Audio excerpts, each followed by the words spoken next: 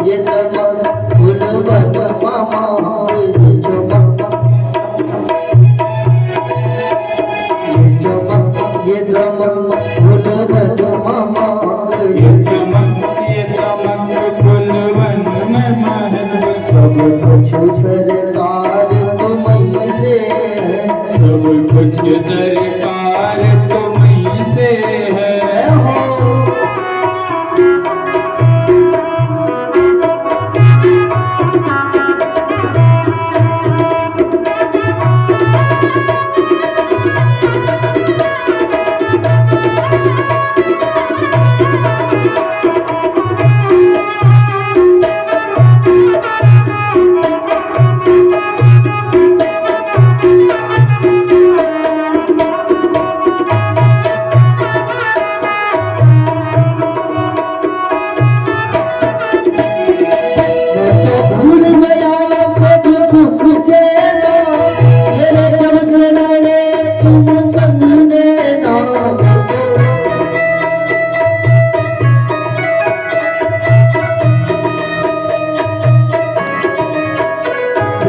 भूल गया सब सुख चैना मेरे जब से लड़े तुम संग देना मोरी नस नस में प्रीत तोरी मोरी नस नस में है प्रीत तोरी मेरा सब आधार तुम्हीं से है मेरा सब आधार तुम्हीं से है चमक ये दमक फूल बन मामा चमक ये दमक फूल बन मामा ये चमक ये दमक फूल बन मामा ये चमक ये दमक फूल बन मामा सब कुछ सरकार तुम्हीं से है सब कुछ सरकार तुम्हीं से है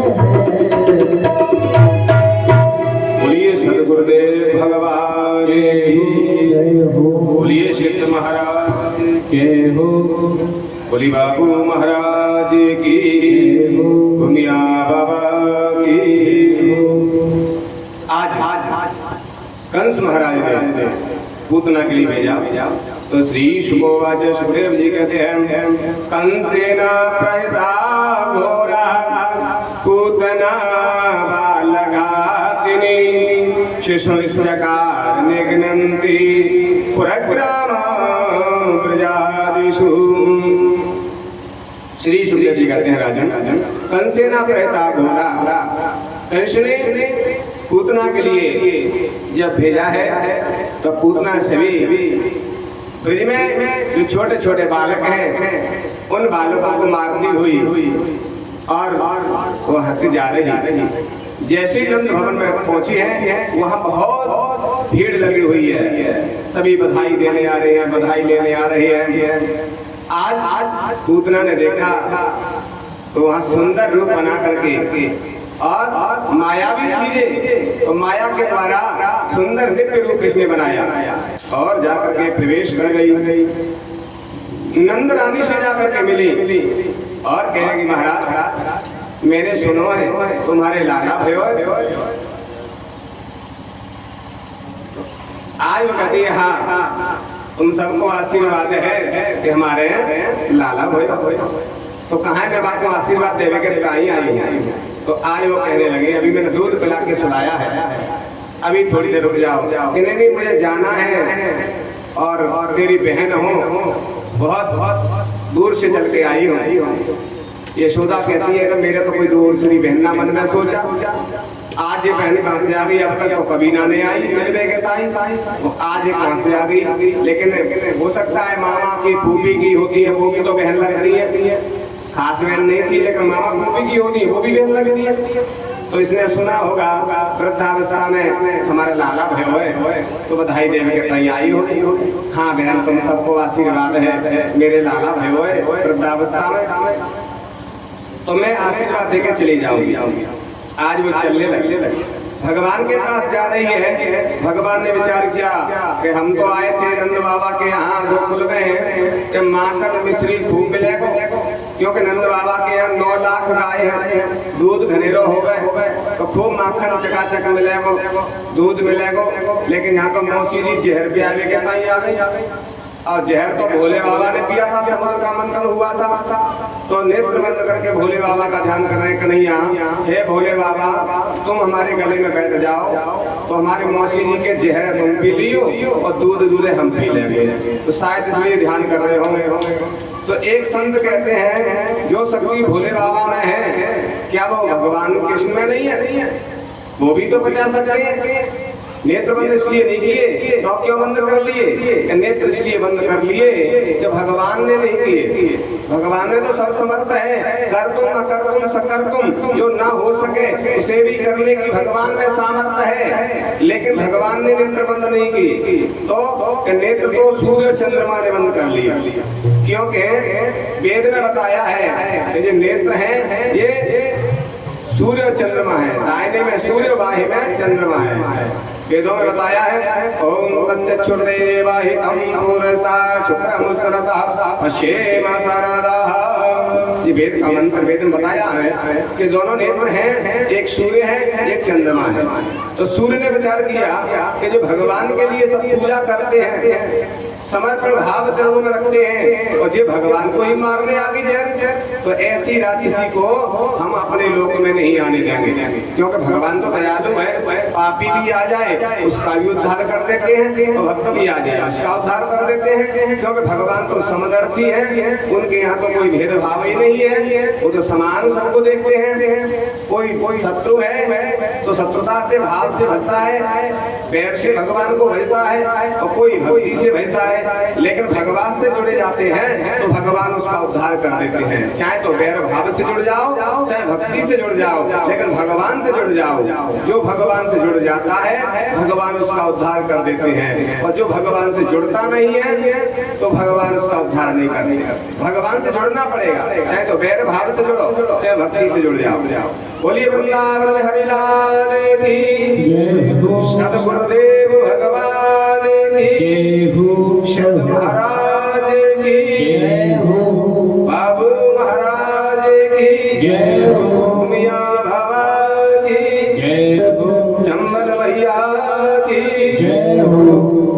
श्रीमन नारायण नारायण नारायण, श्रीमन नारायण नारायण नारायण, गुरु नारायण नारायण नारायण, गुरु नारायण नारायण नारायण, गुरु नारायण नारायण नारायण, गुरु नारायण नारायण नारायण, गुरु नारायण नारायण नारायण, गुरु नारायण नारायण नारायण, राम नारायण नारायण नारायण, राम नारायण नारायण नारायण, कृष्ण नारायण नारायण नारायण, लक्ष्मी नारायण नारायण नारायण, कृष्ण नारायण नारायण नारायण, सब नारायण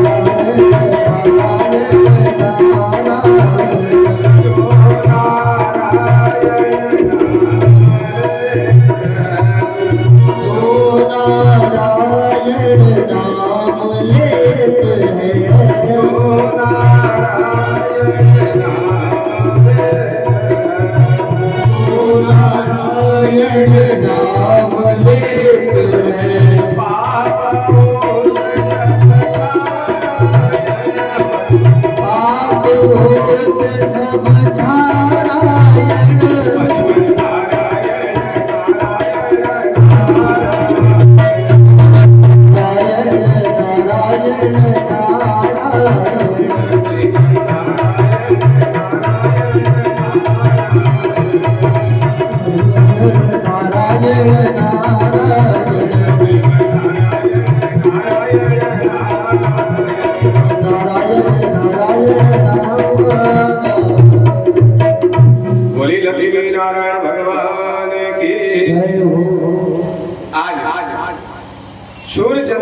इतने फाटक बंद कर लिए, नेत्र बंद कर लिए, पूतना को प्रवेश नहीं मिला। कैसे में अपने लोक में नहीं जाने देंगे, तब तक तो ये पूतना पहुंच जाती है। कई भाव है, आज पूतना जब पहुंच गई, भगवान को उठा लिया गोदी में और दुग्ध पान कराने लगे, जहर पिलाने लगे भगवान को। तो भगवान ने पहले पूतना का जहर का पान किया, जहर पीने के बाद पूतना का दूध पीने लगे, दूध पीने के बाद भगवान पूतना के प्राणों का पान करने लगे।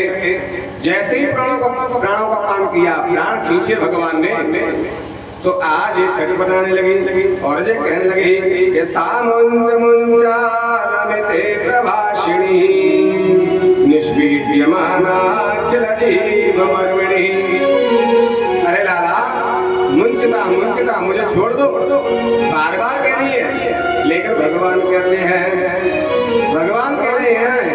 अरे मौसी जी, पहले तो हम किसी को अपनी शरण में लेते नहीं है, और जिसको अपनी शरण में ले लिया, अपने चरणों में लगा लिया, फिर उनको बीच धार में छोड़ते नहीं है। फिर तो भव सागर से पार करके ही छोड़ते हैं, बीच में छोड़ना तो हमने सीखा ही नहीं है मौसी जी। अब तो तुम्हें पार करके ही छोड़ेंगे भव सागर से। आज पूतना विचार करती है, छोटा सा बालक बात भी करता है, छोटा सा बालक बोलता है। आज भगवान ने जैसे ही प्राण खींचे, तो जो माया का रूप लेकर के आई, आज इसका माया का रूप, आज इसे अपने रूप में आगे राक्षसी रूप में भगवान ने विचार किया, इसको देख करके सभी ब्रजवासी डर जाएंगे। इसलिए भगवान पूतना को अपने आंगन में से आकाश की ओर ले गए, उड़ा करके आकाश में जाकर के मथुरा से आने वाला गोकुल को जो मार्ग है, उस मार्ग में जाकर के भगवान ने पूतना को नीचे किया और उसके हृदय में घोंटू लगाया, और घोंटू लगा करके 3 लोग को बाहर लेकर के, और जैसे ही भगवान ऊपर से गिरे तो गदप प्राणा बभूवः। आज गिरने से या पूतना की गोविंदाय नमो नमः हो गई। जैसी इसकी मृत्यु हुई, बड़ी जोर से आवाज हुई है। जब आवाज हुई तो आज सबरे ब्रजवासी विचार करने लगे, आवाज काहे की हुई भैया, ना तो आंधी आई न पानी बरसा, आवाज काय बात की है। तब तक बाहर लेकर के आए थे ब्रजवासी ने कहा, भैया एक बहुत बड़ी राक्षसी मरी पड़ी हुई है अपने गोकुल से जो मथुरा जाते हैं, उस मार्ग पे कितना बड़ा शरीर था पूतना का। तो ब्रजवासी कहते हैं कि जिस पूतना का मूल गिरा था, वहाँ मुड़सान नाम बन गया, जहाँ पैर गिरे वो पैगाम बन गया, और जहाँ हाथ गिरे वो हाथरस कहा। तो महाराज इतना लंबा चौड़ा शरीर है, लेकिन भागवत ने बताया है कि 18 किलोमीटर के आरे वृक्ष में जितने भी पाड़ थे, वृक्ष थे, सबका चूर्णम चकार, उसका चूर्ण हो गया। 18 किलोमीटर 6 कोस के आरे वृक्ष के जितने भी वृक्ष पाड़ थे, सब चूर्ण हो गए थे। आज जाकर के देखा लाला पूतना के हृदय पे खेल रहा है, तो उन्होंने लाला को लिया और नंदरानी से कहा, तुम्हारा ध्यान कहाँ रहता है, तुम्हारे घर में कितने दास दासियां हैं, लेकिन फिर भी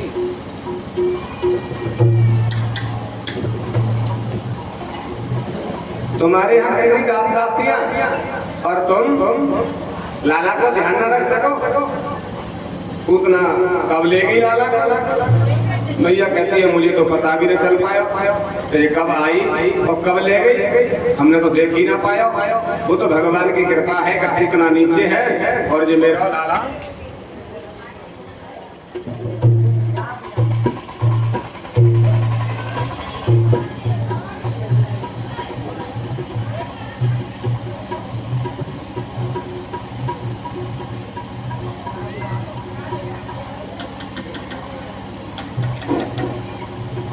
बोली वृंदावन में हरि लाल की जय हो। आज मैया लाला को ले जाती है गौशाला में, क्योंकि जो भूत प्रेत लग जाए गऊ के चरणों की रज लगा दे, गऊ की पूछ पे भगवान के नाम से झाड़ा लगा दे, तो जैसे भी कोई भूत प्रेत लगे वो भाग जावे। तो मैया भी लाला को ले गई और पूंछ से झाड़ा लगा रही है और कह रही है कि इंद्रियाणि ऋषिकेश प्राण नारायण होवतु। मेरी लाला की इंद्रियों की रक्षा आज ऋषिकेश भगवान करें और मेरे लाला के प्राणों की रक्षा नारायण भगवान करें। और श्वेत पदे चित्तम, श्वेत पदी भगवान मेरे लाला के चित्त की रक्षा करें। मनो योगेश्वर होवतु, मेरे लाला के मन की रक्षा योगेश्वर भगवान करें। तो भगवान आज खिलखिला करके हंसने लगे कि धन्य है मेरे भैया के लिए, मेरो ही नाम ले रही है और मोइये झाड़ लगा रही है।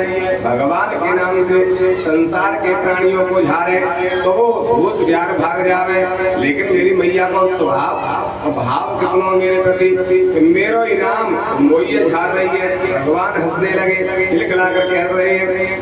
देख करके गोपी कहती है भैया तू कहीं को झाड़ू लगा रही है, जब तेरे लाला को भूत प्यार न लगी, जिसको भूत प्यार लग जाए तो वो तो रोता है, खींचता है, ये तो हंस रहा है। लगता है तेरे लाला को भूत प्यार नहीं लगी। दूध पिला अपना, अगर दूध पी लेगा तो समझ लो इसको कोई भूत प्यार नहीं लगी है। और भगवान को पाई की भूत प्यार लगे, भगवान के तो नाम जहाँ तक लेवे, नाम की धुनी जहाँ तक जावे वहाँ तक भूत प्रेत भाग जावे। तो आज भगवान प्रेम से दुग्ध पान करने लगे, प्रेम से दूध पी रहे। इधर नंद बाबा कंस महाराज को कर दे करके लौट के आ रहे थे। वसुदेव जी से भेंट हुई है। वसुदेव जी ने कहा तुम जल्दी लौट जाओ, लगता है कोई ब्रज में उपद्रव होने वाला, क्योंकि उन्हें तो पता था कि पूतना भेजी है, लेकिन बताया नहीं तुम जल्दी लौट जाओ और जाकर के वहाँ कोई उपद्रव होने वाले। नंद बाबा लौट के आए तो मथुरा से गोकुल जाने का जो मार्ग था वो बंद हो गया। राक्षसी मरी मरी थी पूतना, तो आज उठाया सबने मिलकर के, लेकिन उठी नहीं है। जब नहीं उठी तो विचार किया इसको कैसे रास्ता को खोला जाए, तो राजमार्ग बंद हो गया।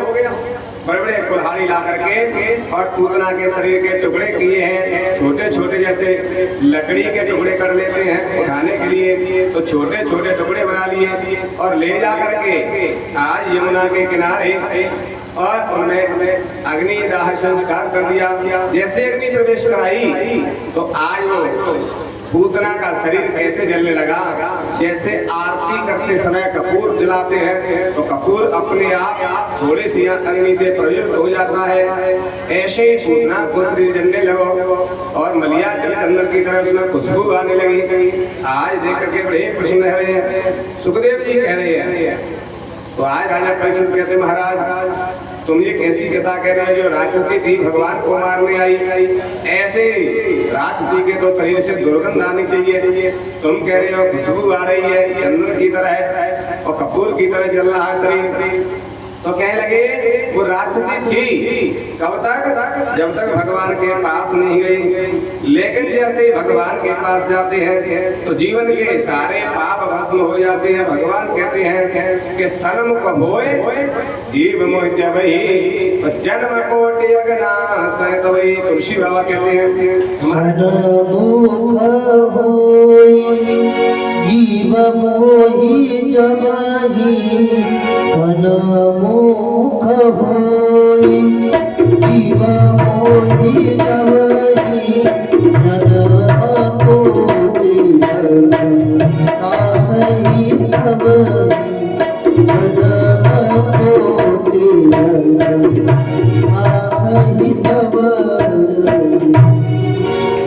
आज भगवान कहते हैं करोड़ों जन्म के जो भगवान के सामने जाते हैं, सुखदेव जी बता रहे हैं राजा परीक्षित के लिए कि महाराज जितना भी जीवन में पाप किया है, अगर हम सच्चे मन से भगवान के सन्मुख हो जाएं, सब विषय वासनाओं से अपने जितने भी विकार हैं उनको त्याग करके समर्पण भाव से भगवान के सामने जाते हैं तो भगवान हमारे जीवन के सारे पाप भस्म कर देते हैं। सनम हो जीव मो जबहि और जन्म कोटि अगनाश, करोड़ों जन्म के भगवान पाप भस्म कर देते हैं। तो आज पूतना जैसी भगवान के सामने गई तो उनके सारे पाप भगवान ने छीण कर दिए और माता यशोदा को गति जो बाद में मिलेगी, ऐसी माँ की गति आज पूतना के लिए प्रदान करा। क्योंकि भगवान की मौसी बन के गई थी, तो माँ की जो बहन होती है वो मौसी होती है, तो माँ की गति ही भगवान ने दी। क्योंकि इन्होंने भी जो माँ करती थी वही कार्य किया है, उसी भाव से गई थी। जैसे माँ दूध पिलाती थी यशोदा, ऐसे ही मौसी ने भी दूध पिलाया। तो भाव दूध पिलाने का था। भगवान वस्तु नहीं देखते हैं, ना तो सबरी के देखे ना पितुरानी की वस्तु देखी, क्या खिला रही है पितुरानी, छिलका खिला रही है कि फल खिला रही है, लेकिन भाव खिलाने का था।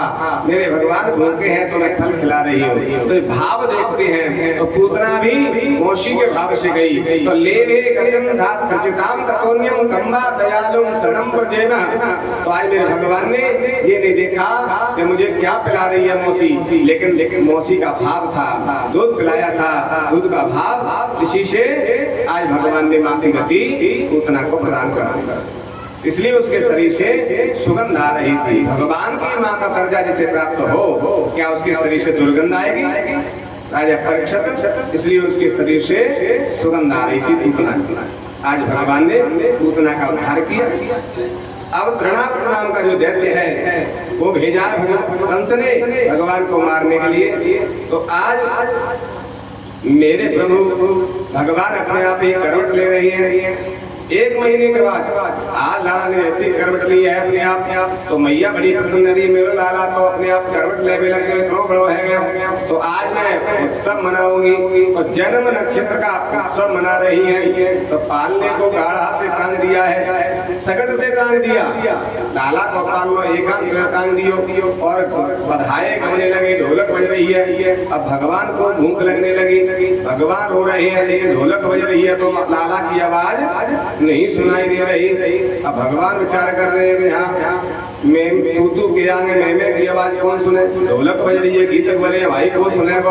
अब हमें बड़ी आवाज करनी पड़ेगी। तब तक एक दैत्य आ गया, सकटासुर नाम का दैत्य आ गया। सकट पे आके बैठ गया, विचार बना रहा था जो लाला को ले जा करके और कंस महाराज को दे देंगे तो कंस महाराज हमें बहुत बड़ी इनाम देंगे। सकटासुर ऐसे विचार बना रहा था। तब तक भगवान ने विचार किया कि अब हमें बड़ी आवाज करनी चाहिए, तभी हमारी मैया सुनेगी, तब दूध पिलावेगी। तो सकट पे बैठे मामा जी और मैया तो गाय में लगी हुई है, सब गोपी गाय रही है। मामा का कोई स्वागत न कर रहे हो, मामा जी आए हैं तो हमें ही स्वागत करना पड़ेगा। तो भगवान ने ऐसी रात मारी सकट में कि वो सकट पलट गया। तो मामा बैठे थे, सकटासुर के नीचे आ गए, ऊपर से सकट गिरा तो उनकी गोविंदाय नमो नमः हो जाती है। जैसे उनकी गोविंदाय नमो नमः हुई, बड़ी जोर से आवाज भई और गाढ़ा में दूध और दही और माखन के मटका रखे थे। जो मटका गाड़ी पलटी तो धम धम करके उठने लगे, आवाज होने लगी। तो आज विचार कर रहे हैं सबरे ब्रजवासी भैया काय की आवाज हुई, सब दौड़ के आए। तो नंद भवन में देखा तो हमें सकता उल्टो पड़ो भयो है, दूध दही माखन के मटका पूरे बड़े भई हैं। सबरे ब्रजवासी ने मिलके आज जा सकट को सीधो करो है। जब सीधो करो तो हमें कहा देख रही है कि बाके नीचे तो राक्षस मरो पड़ो भयो है। तो कह भी ले भैया जाके कोने पलटो। तो ब्रजवासी छोटे छोटे गुआर कह रहे बाबा तेरे लाला लात तुम्हारी आंसुओं जे पलट गए, बच्चन ने बालक ने तो सच्ची बताई गोपन ने, लेकिन विचार कर रही है इतनो छोटो सो लाला, इतनो भारी सकट जामे दोनों सामान भरो भयो है, जाए कैसे पलट सके? ये तो राक्षस है, इसने पलट दिया है। ऐसा जान करके आज सकटासुर नहीं पलटो जाको, वो तो भगवान ने कृपा करी है, सकटासुर के ऊपर गिरो, वो लाला नीचे आ जावे तो हमारे लाला की गोविंदाय नमो नमः हो जाती। ऐसे कह करके भगवान अनेक लीला कर रही है। आज तो ऐसे एक और दैत्य भेज दिया, तृणावर्त नाम का दैत्य है। आज जो भेजो कंस ने हम 10,000 हाथी की ताकत है, भगवान को आज आंगन में से उठा करके ले गया आकाश की ओर। भगवान ने रावण की आज गर्दन को पकड़ ले और घोटू हृदय में लगाए और त्रिलोकी को भाग लेके जैसे ही भगवान रावण के ऊपर गिरे तो गिरते गिरते प्रणा को भगवान ने खेले ही खेल में उद्धार करने तो वही है। बड़ी जोर से आवाज भई, सबरे ब्रजवासी कहते हैं भैया उनको मकान गिर गयो, कैसे आवाज भई है? तो देखो है मकान तो को नहीं गिरो, लेकिन ये प्रणा को देखते लाला को कैसे ले गयो? वो तो भगवान ने कृपा करी के प्रणा नीचे ऊपर जाके छाती पे लाला खेल रहे हुए तो हूँ लाला नीचे हो गए। तो आज हमारे लाला की गोविंदा नमो है जाती आज लाला को ले गए और ले जाकर के गौशाला में फिर जाकर के झाड़ू लगाए मैया ने और गौ के दूर की रिज लगाई मस्तक में। आज भगवान अनेका अनेक लीला कर रही है, इधर विचार कर रही है। वसुदेव जी ने विचार किया कि नंद बाबा को ध्यान ही जाने कि लाला को नामकरण संस्कार होना चाहिए, ये तो अपने लाला की खुशी में भूले नहीं समा रहे। तो आज जा करके गर्गाचार्य जी जैसे मथुरा में आए, वसुदेव जी ने कहा कि तुम गोकुल में चले जाओ, हमारे दोनों लाला नंद बाबा के यहाँ है, उनको नामकरण संस्कार कर आओ। जैसे ही कहा है गर्गाचार्य जी गदगद हो गए कि ये बहुत अच्छी बात है, आज भगवान के दर्शन को सौभाग्य में प्राप्त होगा। और कहने लगे परंतु अगर कंस को पता चल गया होगा तुमने हम याद बन के गुरु हैं, याद बन के बालक के नाम कर संस्कार करते हैं, उनके गुरु हैं, तो कहने लगे धूमधाम से नाम कर संस्कार मत करियो, तुम लाला को नाम गौशाला में रखियाओ, एकांत में जाकर के नाम रखियाना। गर्गाचार्य जी चल दिए। श्री शुकोवाच, श्री सुखदेव जी कहते हैं गर्गः प्रोहितो राजन यदूनां सुमहातपः ब्रजं जगामनन्दस्य नंद वसुदेव प्रचोदितः। वसुदेव जी के कहने पर आज गर्गाचार्य जी गोकुल में गए हैं। नंद बाबा ने जैसे ही गर्गाचार्य जी को देखा आज गदगद हो गए, देखो हमारे लाला के नाम को समय आ गया और गुरुदेव अपने आप ही आ गए। गुरु महाराज हमारे लाला के नाम गण संस्कार कर रहे हो। तो कहने लगे कि देखो तुम्हारे लाला पे बहुत ही दिन खराब चल रहे हैं, इसलिए गौशाला में जाकर नाम गण संस्कार कर ले कि हाँ ठीक है महाराज, लाला पे बहुत दिन खराब चल रही है। पहले पूतना आ गई, फिर सकटासुर आ गया, फिर तृणावर्त आ गया, दिन तो बहुत खराब चल रही है, इसलिए गुप्त रूप से एकांत में लाला को नाम गण संस्कार कर लेते हैं। ऐसे आज कहने पर नंदरानी यशोदास ने खबर भेजी है नंद बाबा ने, गुरु महाराज आ गए हैं और उनको लाला को नामकरण संस्कार करना है। दोनों लाला को गौशाला में ले आओ, एकांत में गुप्त रूप से नामकरण संस्कार करेंगे। नंदरानी के भी लगी कि नामकरण संस्कार तो धूमधाम से मनाया जावे, ढोलक गीत गाए जावे, गीत गाए जावे, ढोलक बजाई जावे, बधाई करें। लगता है गर्गाचार्य कछु जानते नहीं होंगे, कछु आवत या तो हो नहीं, अगर धूमधाम से मनावेंगे कछु नहीं आवेगा तो बात खराब है जाके आवत होंगे नहीं मंत्रदासों। गुप्त रूप से गौशाला में एकांत में रख रही है। क्यों? क्योंकि नंद बाबा के वृद्धावस्था में लाला भयो है, वो ब्रज के राजा है और बहुत मोटी रकम मिल जाएगी, दक्षिणा मिल जाएगी, आसो नाम धर्मी आ गए, जानते होंगे नहीं तो धूमधाम से मनवाते हैं, तो इनकी परीक्षा कर ली जाए। ऐसो जान करके आज नंदरानी ने अपनो लाला तो रोहिणी दे दो और रोहिणी को लाला नंदरानी में ले लो, क्योंकि बड़ो लाला तो रोहिणी को है, तो जाको नाम पहले रखे चाहिए। तो नंदरानी रोहिणी के लाला को गोदी में लेकर पहुंच गई गर्गाचार्य जी के सामने गौशाला में और कहती है गर्गाचार्य गुरु महाराज जब मेरे लाला को नाम का हो जाको नाम रख दो। जैसे ही देखो तो गर्गाचार्य जी ने ध्यान लगा के देखा कि नंदरानी कह रही है मेरे लाला को नाम का होएगो, लेकिन ये इनको लाला नहीं है। तो गर्गाचार्य जी ने नंदरानी की पोल खोल ली और क्या कहने लगे गर्गाचार्य जी, गर्ग उवाच कि अयम ही रोहिणी पुत्रो रमयन् सुहृदये गुणैः आख्यायते रामयते बलाधिक्यं बलं विदुः। अरे नंदरानी, ये तुम्हारा लाला नहीं है, ऐम ही रोहिणी पुत्रो, ये तो रोहिणी का लाला है, तुम्हारा लाला नहीं है ये। और बलाधिक्यम बलम विदु, बल में सबसे बलवान है और पूरे संसार में ये रमा हुआ है, इसलिए इसका नाम बलराम होगा। और हल और मूसल इसके अस्त्र शस्त्र होंगे, आयुध होंगे। ये रोहिणी को लाला है, नंदरानी तुम्हारा नहीं है ये लाला।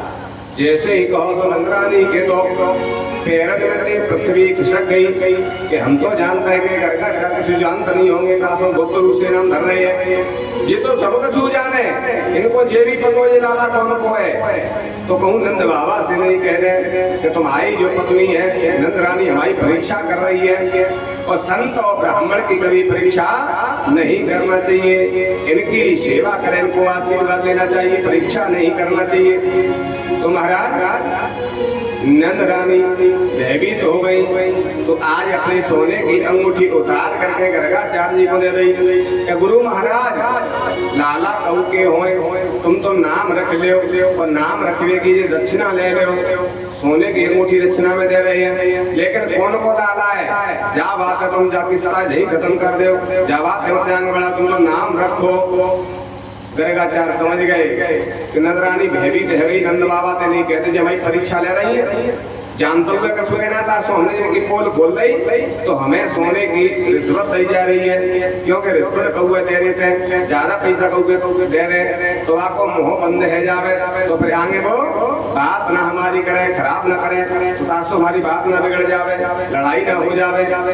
लेकिन गर्गाचार्य जी ने विचार किया, किसी के घर में झगड़ा कराने से ये अच्छी बात नहीं है। जो दूसरे के घर में झगड़ा कराते हैं तो भगवान उसके घर में ही ऐसा कलह कर देते हैं कि उसके घर में कभी शांति नहीं रहती। तो इसलिए हमेशा ऐसा कर्म करना चाहिए कि हमारे शरीर के द्वारा, हमारी वाणी से हमेशा दूसरे को सुख पहुँचे, उनके घर में आनंद मंगल हो। जब तुम किसी का हित करोगे तो भगवान तुम्हारे घर का मंगल करेंगे, तुम्हारा हित करेंगे। तो इसलिए जैसा संसार में करोगे वैसा ही प्राप्त होता है। ये कर युग है, कल युग नहीं है, कर युग है, जैसा करोगे वैसा ही तुम्हें प्राप्त होगा, कर युग है ये महाराज। तो आज गर्गाचार्य जी ने नहीं बताया नंद बाबा के लिए, और रोहिणी आ गई कि महाराज जाको नाम रख दो। जो रोहिणी के लाला को देखो, गोद में जो लाला था उसको देखा, तो आज देखते ही भगवान गर्गाचार्य जी देखते के देखते रह गए। तो धन्य है प्रभु जिन भगवान के लिए बड़े बड़े ऋषि, बड़े बड़े मुनि भगवान का ध्यान करते हैं, चिंतन करते हैं, तो भी क्षण मात्र के लिए दर्शन देते हैं। ऐसा ब्रह्म आज मेरे सामने में लेटा हुआ है, मैं उनके दर्शन कर रहा हूँ। मेरे कितने जन्मों के खुल रहे होंगे, मेरा कितना बड़ा भाग्य है कि जो बड़े बड़े योगियों को सुलभ नहीं है वो मुझे सुलभ हो गए, मुझे सहज प्राप्त हो गए हैं। तो इसमें मेरी तपस्या नहीं है, ये मेरा कोई सत्कर्म नहीं है, ये तो भगवान की कृपा से ही आज मुझे सौभाग्य मिला है। क्योंकि भगवान ही कृपा करते हैं तब उनके दर्शन प्राप्त होते हैं। मनुष्य का ऐसा कोई कर्म नहीं कि जिसके द्वारा वो भगवान को पा सके। भगवान भी अपनी कृपा करते हैं, गुरु कृपा करते हैं, तभी भगवान के दर्शन हो सकते हैं। तो आज इनकी विशेष कृपा ऐसा ध्यान करके बड़े प्रसन्न हो रहे हैं। नेत्र खुले के खुले रह गए, समाधि लग जाती है। आज नेत्र खोले रह गए। नंदरानी ने देखा, लगता है महाराज के तो नेत्र नहीं चल रहे गुरु महाराज के। नंद बाबा से कहा, लगता है गुरु जी तो पधार गए, एक लाला को नाम रख दे और दूसरे को रखी नहीं बात, तुम तो पधार गए। अगर जिनने पधार नहीं हो तो अपने घर ही पधार जाते, हमारे घर का तुम कलंक दे दे। आज नंद बाबा खड़े गए, गर्गाचार्य जी के चरण पकड़े हैं, चरण पकड़ के गए, जैसे ही झटका दे और कहने लगे, अरे गुरु महाराज क्या दूसरे लाला को तो नाम रखते जाको, कहा नाम होएगा। तब जाकर उनकी समाधि खुली और कहना चाहते हैं इनके नाम की कोई गिनती शेष शारदा भी नहीं कर सकती है, तो मैं क्या करूंगा, इनके नाम इतने हैं, इनके नामों की गिनती शेष जी करें, सरस्वती मैया करें, तो इनके नाम की गिनती नहीं है सके। इनके नाम अनेक अनूपा है, अनेक नाम है, लेकिन इनकी कोई साधारण मत समझो इस बालक के लिए। सोई भगवान ने गर्गाचार्य जी की ओर इशारा कर दिया कि महाराज जाते आगे मत बोलियो, मुझे भगवान मत बना देना। बोले क्यों? कि अगर तुमने भगवान बना दे तो नंद बाबा और नंद रानी मुझे पहले बारी में बैठा देगी और मेरे लिए आनंद नहीं मिलेगा फिर। क्योंकि नंद बाबा के यहाँ में तो माखन मिश्री खावे कितना ही आया हूँ, यशोदा मैया को धूप पान करने कितना ही आया हूँ। अगर मुझे भगवान बना दिया तो मैया मुझे एलबारी में बैठा देगी, सवेरे ही नहा जम करेगी, चंदन चावल लगा देगी, अगरबत्ती लगा देगी, आरती कर देगी और माखन मिश्री सामने रख देगी, भोग के लिए मिश्री रख देगी, किशमिश रख देगी, ले के ले और अपने लिए बढ़िया बढ़िया सब्जी रोटी बनेगी। तो इसलिए मोए भगवान ना बनना, मोए तो नंद को लालई करो, नंदे मोए भगवान मत बनाइयो।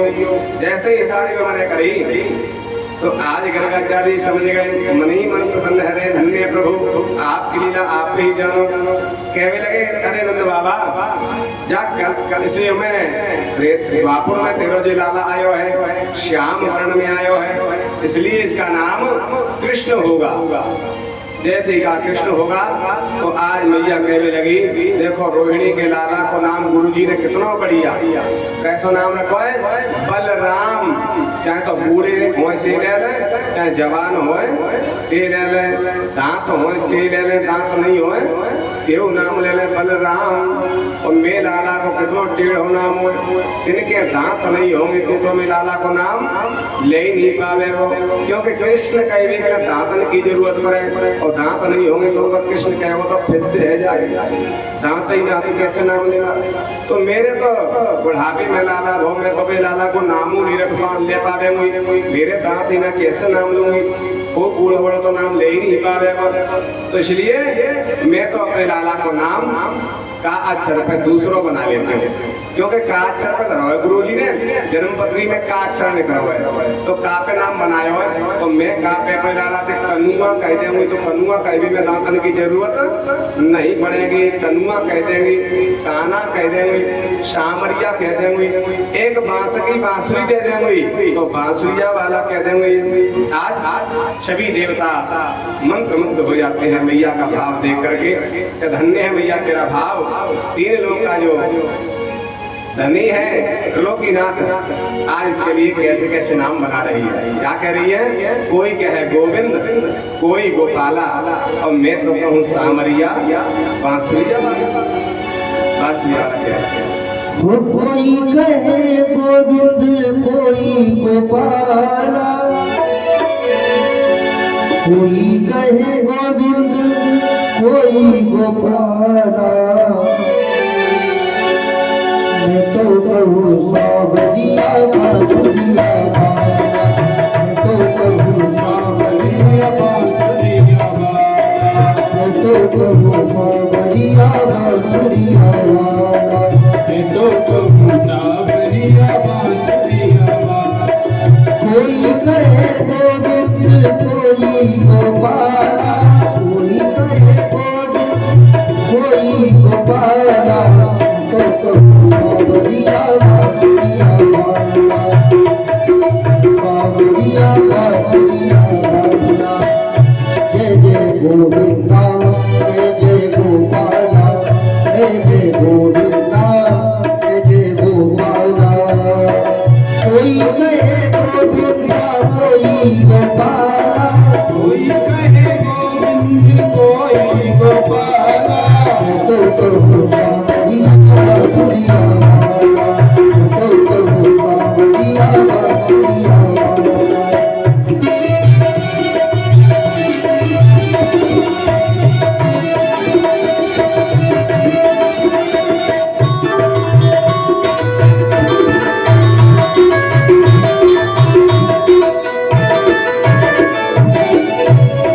राधा ने श्याम कहा हीरा दे गिरधर, राधा ने श्याम कहा हीरा दे गिरधर, गोपियों ने कृष्ण कहा गुरु जाने नटवर, गोपियों ने कृष्ण कहा गुरु जाने नटवर।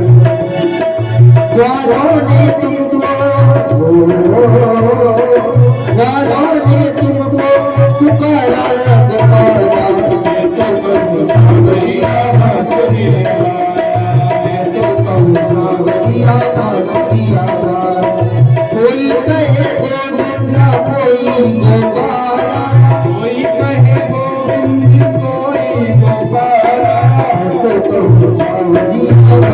बांसुरिया वाला, तो सावरिया बांसुरिया वाला।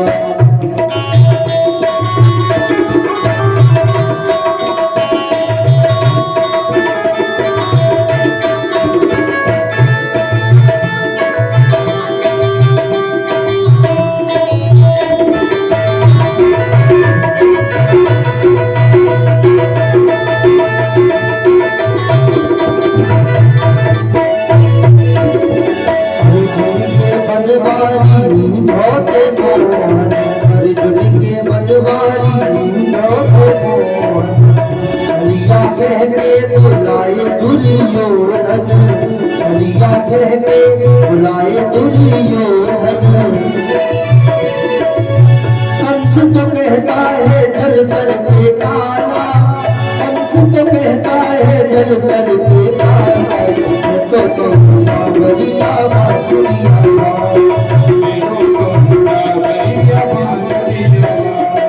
कोई कहे गोविंदा कोई गोपाला, कोई कहे गोविंद कोई गोपाला। तो सावरिया बांसुरिया वाला, सावरिया बांसुरिया। जय जय गोविंदा जय जय गोपाला, जय जय गोविंदा जय जय गोपाला, जय जय गोविंदा जय जय गोपाला।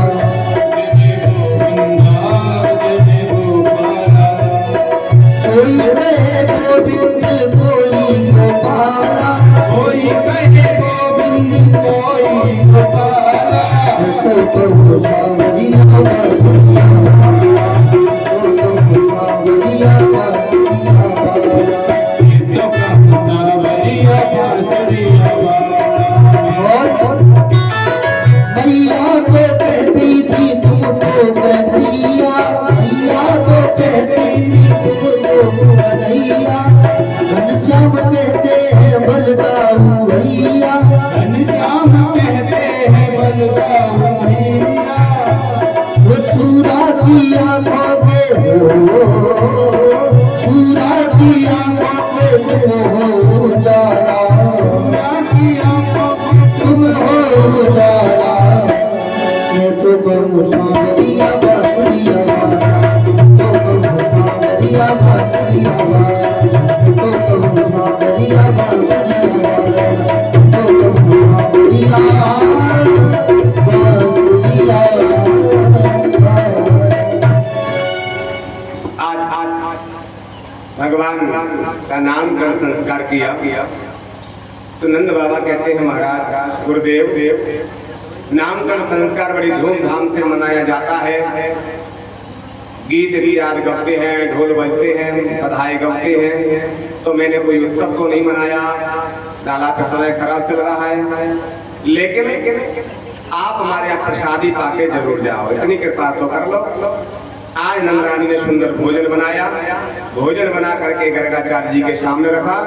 तो गर्गाचार्य जी अब भोजन का पहले भोग लगा रहे हैं। क्यों लगा रहे हैं? क्योंकि जब भोजन बना करके और स्वयं खा लेते हैं, किसी को भोग नहीं लगाते, तो उस भोजन का पाप लग जाता है।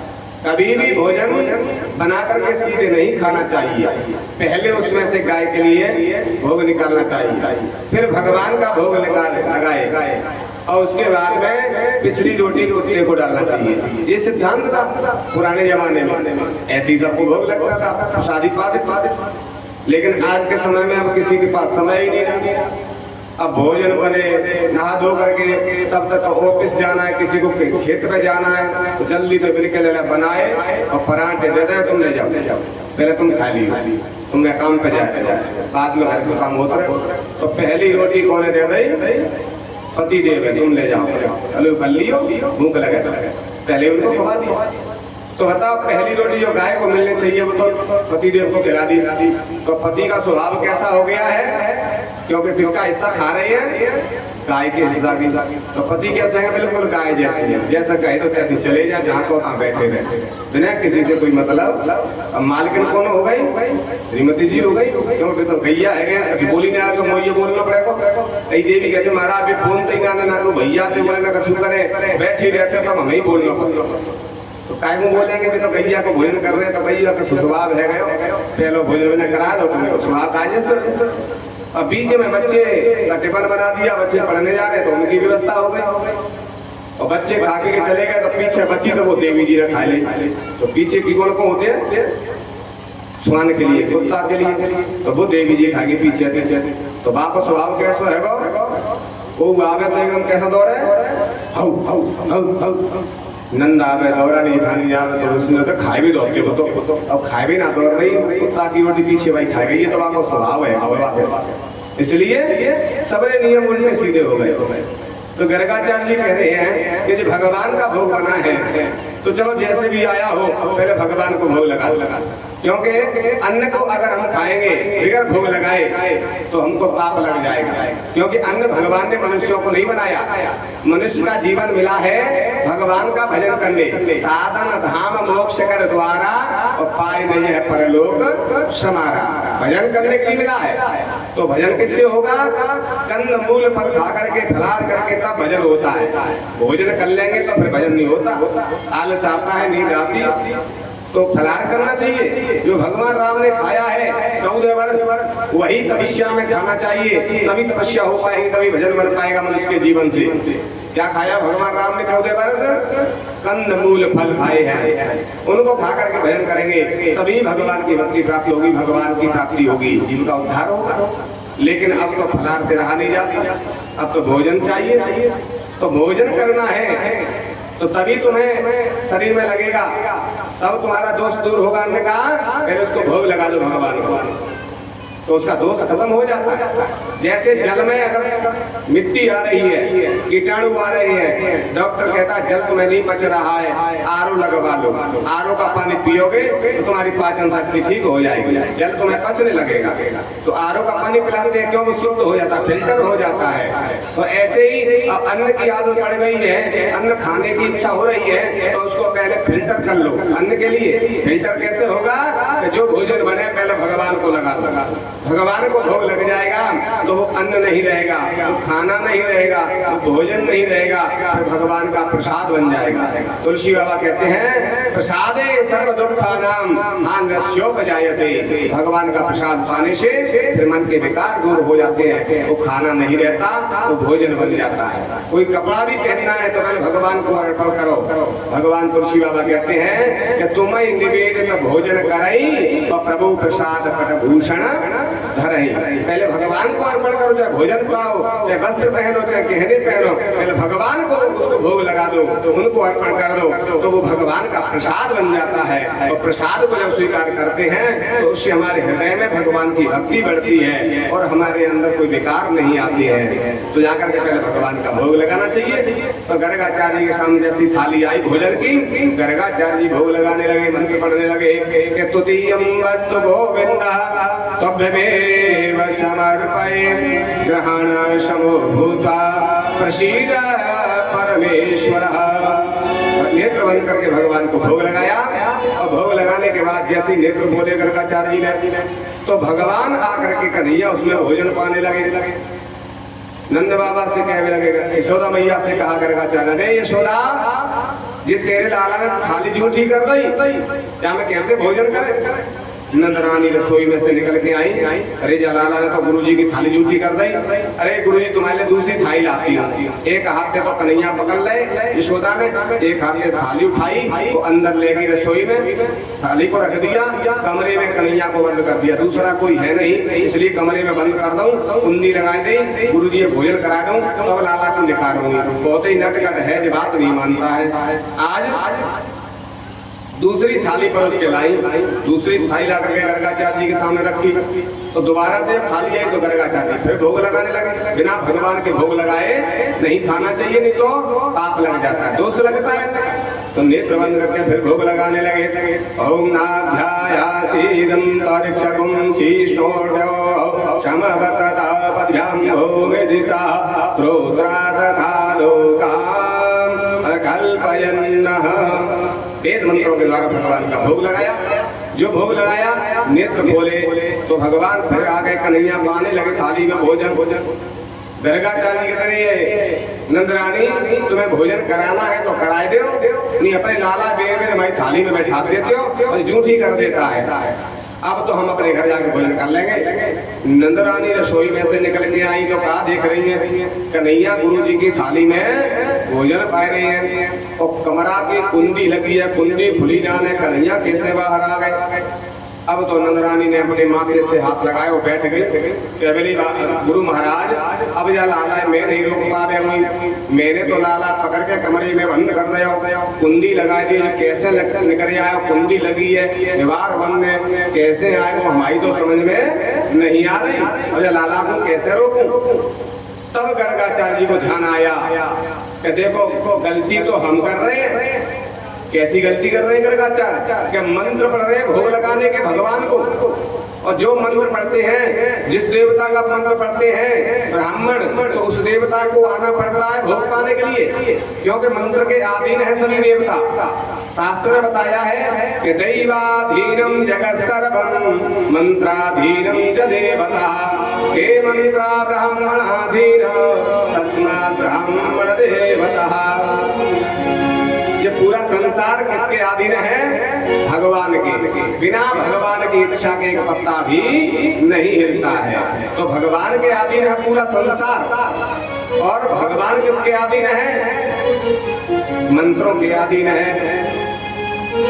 जौन सा मंत्र पढ़ा जाएगा उसी देवता को प्राण प्रतिष्ठा होती है, चाहे शंकर जी की हो, चाहे हनुमान जी की हो, चाहे दुर्गे मैया की हो, चाहे विष्णु भगवान की, चाहे लक्ष्मी नारायण भगवान की, किसी की भी पूजा हो, किसी की भी प्रतिष्ठा हो, तो जिसके मंत्र ब्राह्मण पढ़ते हैं उसी देवता को आके उस मूर्ति में प्राण प्रतिष्ठा हो जाती है, आना पड़ता है मंत्रों के द्वारा।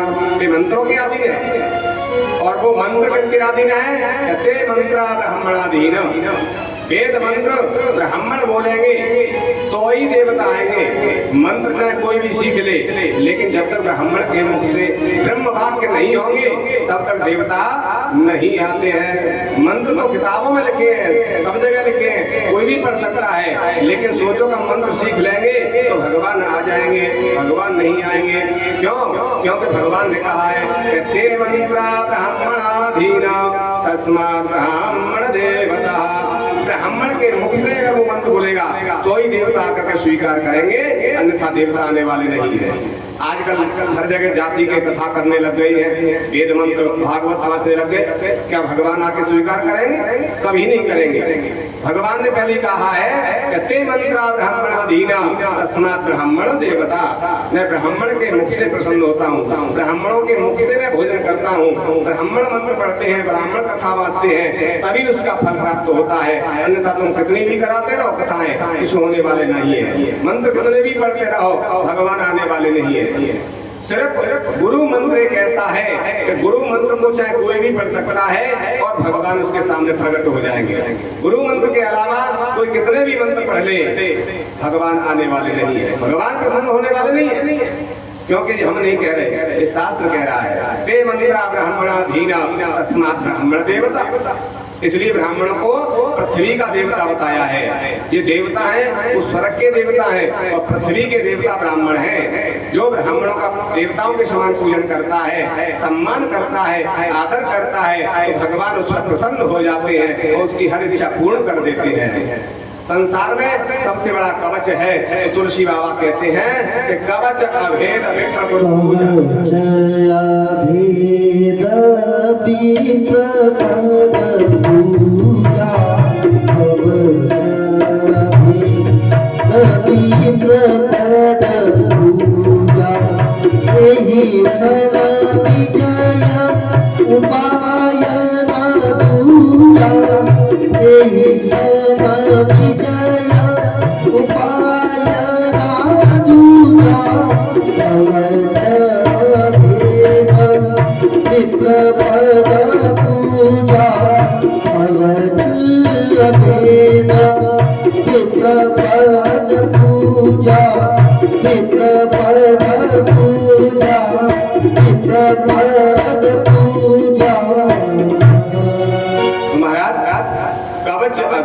विप्र पद पूजा यही ते अधिक उपाय न दूजा। अगर संसार में हमें विजय प्राप्त करनी है, कोई भी कामना सिद्ध करनी है, तो अपने जो गुरु हैं, अपने जो पंडित जी हैं, उनके द्वारा कार्य कराएंगे तो भगवान उसके लिए सारी इच्छा पूर्ण कर देते हैं। और जो स्वयं सिद्ध हो जाते हैं कि हम तो मंत्र पढ़ लेंगे, पढ़े लिखे हम तो खुद ही कर लेंगे, तो भगवान आने वाले नहीं है, उनकी इच्छा पूरी होने वाली नहीं है। गीता में भगवान ने कहा है स्वधर्माने धर्म श्रेय पर धर्मो भयावह। मैंने इसको जो कर्म दिया है, अपने कर्म पे जो चलेगा तभी मैं उसका उद्धार करूंगा, और जो अपने कर्म को छोड़ के दूसरे का कर्म अपनाएगा मैं कभी उसका कल्याण करने वाला नहीं। पर धर्मो भयावह, वही उसका मरने का कारण बन जाएगा।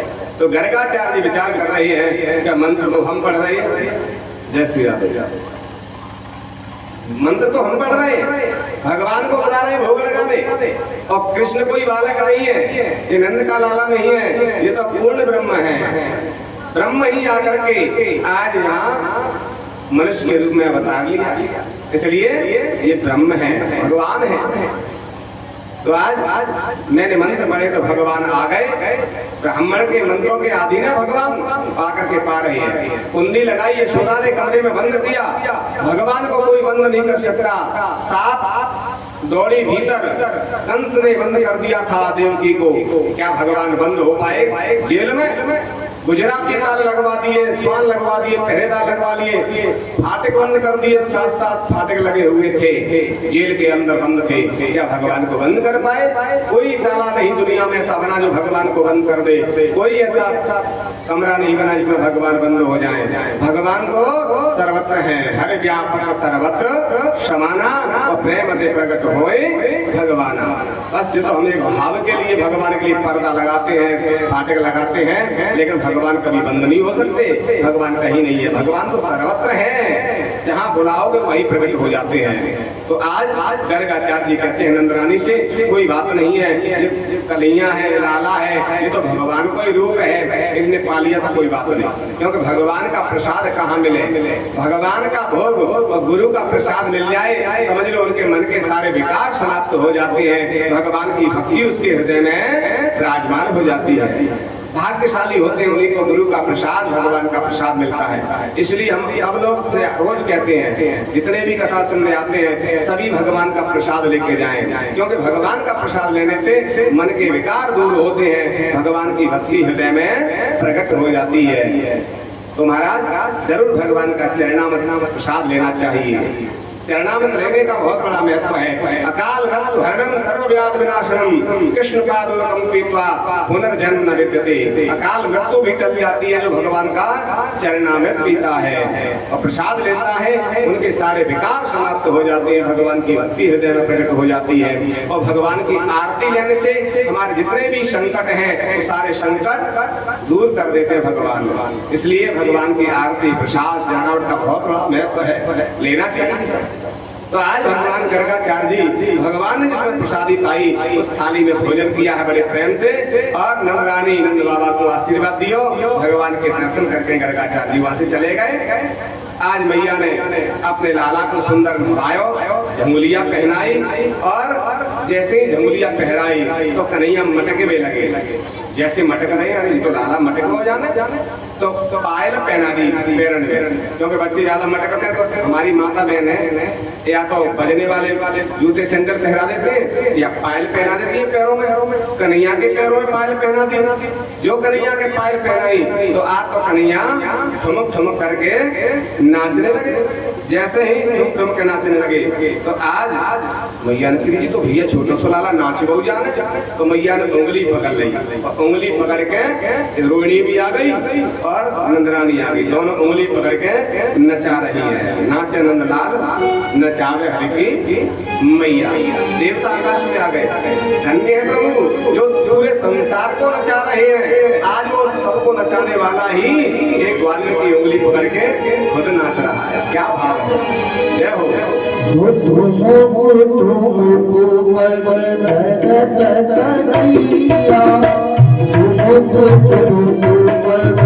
धरत कन्हैया नाचे नंदलाल नचावे हरि की मैया, नाचे नंदलाल नचावे हरि की मैया नचावे हरि की मैया नचावे हरि की मैया नचावे हरि की मैया नचावे हरि की मैया हो कन्हैया हो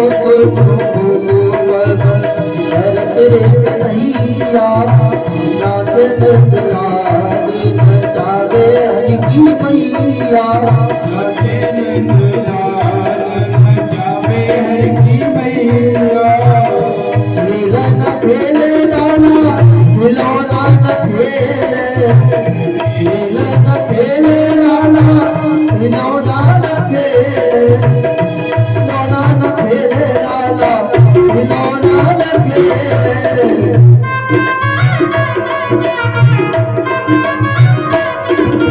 बांसुरी मोलाला बड़ोरे बजैया बांसुरी मोलाला बड़ोरे बजैया नाचे नंदलाल चावे हरि की मैया नाचे नंदलाल नचावे हरि की मैया जय हो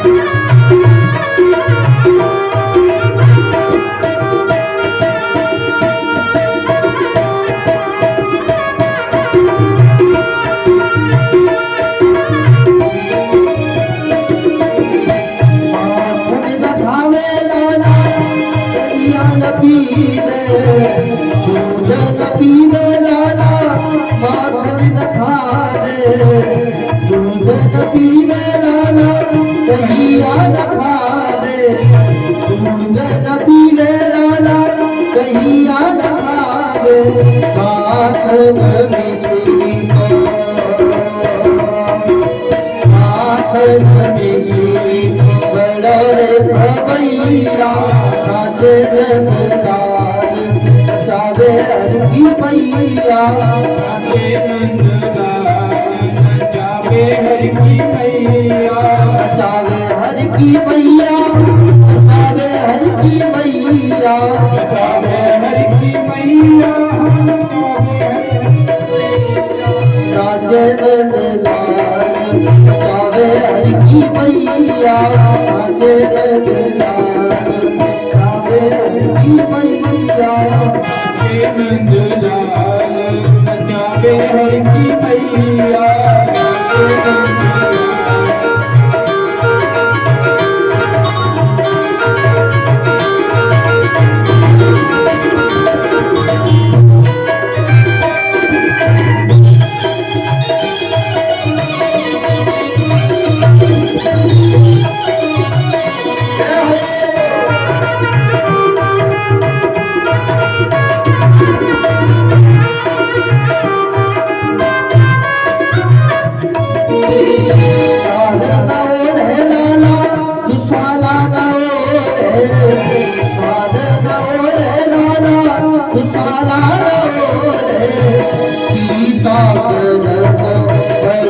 उड़ैया गीता पर तो बड़ो रे उड़ैया नाचे नंदलाल नचावे हरि की मैया नाचे नंदलाल नचावे हरि की मैया नचावे हरि की मैया नचावे सुधा मैया नचावे हरि की मैया तुमको पर भरत कन्हैया नाचे नंदलाल नचावे हरि की मैया नाचे नंदलाल नचावे हरि की मैया।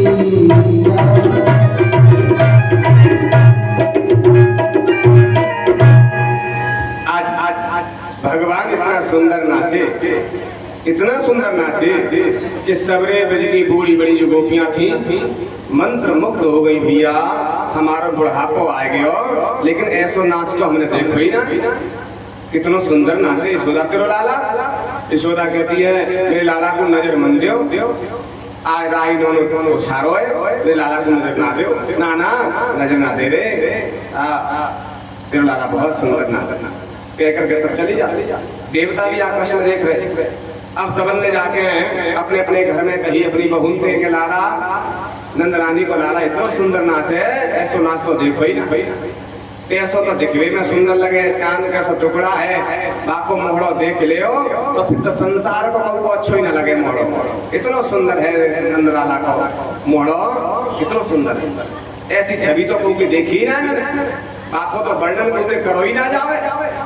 अब तो बहुए विचार करवे लगी लाला भयो होते तो हम गए बधाई गाए, लेकिन अब कैसो लग रहा हो बड़ो है कैसो नाचे ये तो देखो ही ना, कैसे देखे भी जावे। अब बिगड़ बधाई है तो जा ना सके, क्योंकि पहले के जमाने में जो रीत थी तो बिना कारण के बहू घर से बाहर नहीं जाती, या तो कोई विवाह होए या कोई उत्सव होए तो ही बहू जाती थी, और वो भी मर्यादा में जाती थी। कैसे मर्यादा थी कि बहू होती है वो दुसाला ओढ़ के साल ओढ़ के तब घर से बाहर जाती, ये नियम था पुराने जमाने में। पता चल जाता ये बहू जा रही है और बगैर साल की जा रही है तो ये सास जा रही है, ये पहचान हो जाती है। अब तो पता ही ना पड़े बहू जा रही है कि सास जा रही है। बहू के तो सास का तो मुंह पर धोती धरी हुई, बहू के कोका नहीं पड़ रही हो, उल्टे पल्लू में जा रही है, पता ही ना चले बहू है कि बेटी है कि सास है, कोई पता ही ना चले। महाराज सास वैसे घर बैठी है, बहू बाजार में घूम रही है, सौदा करे बहू ही जा रही है। पहले के जमाने में बहू नहीं जाती थी महाराज। तो महाराज अब बहू विचार कर रही है कि कैसे जावे, कोई उत्सव तो है ना है, तो दर्शन करने वाला बड़ा सुंदर नाच तो है, बड़ा सुंदर लगे, तो सलाह करी है सो करो कछु बहाना बनाए।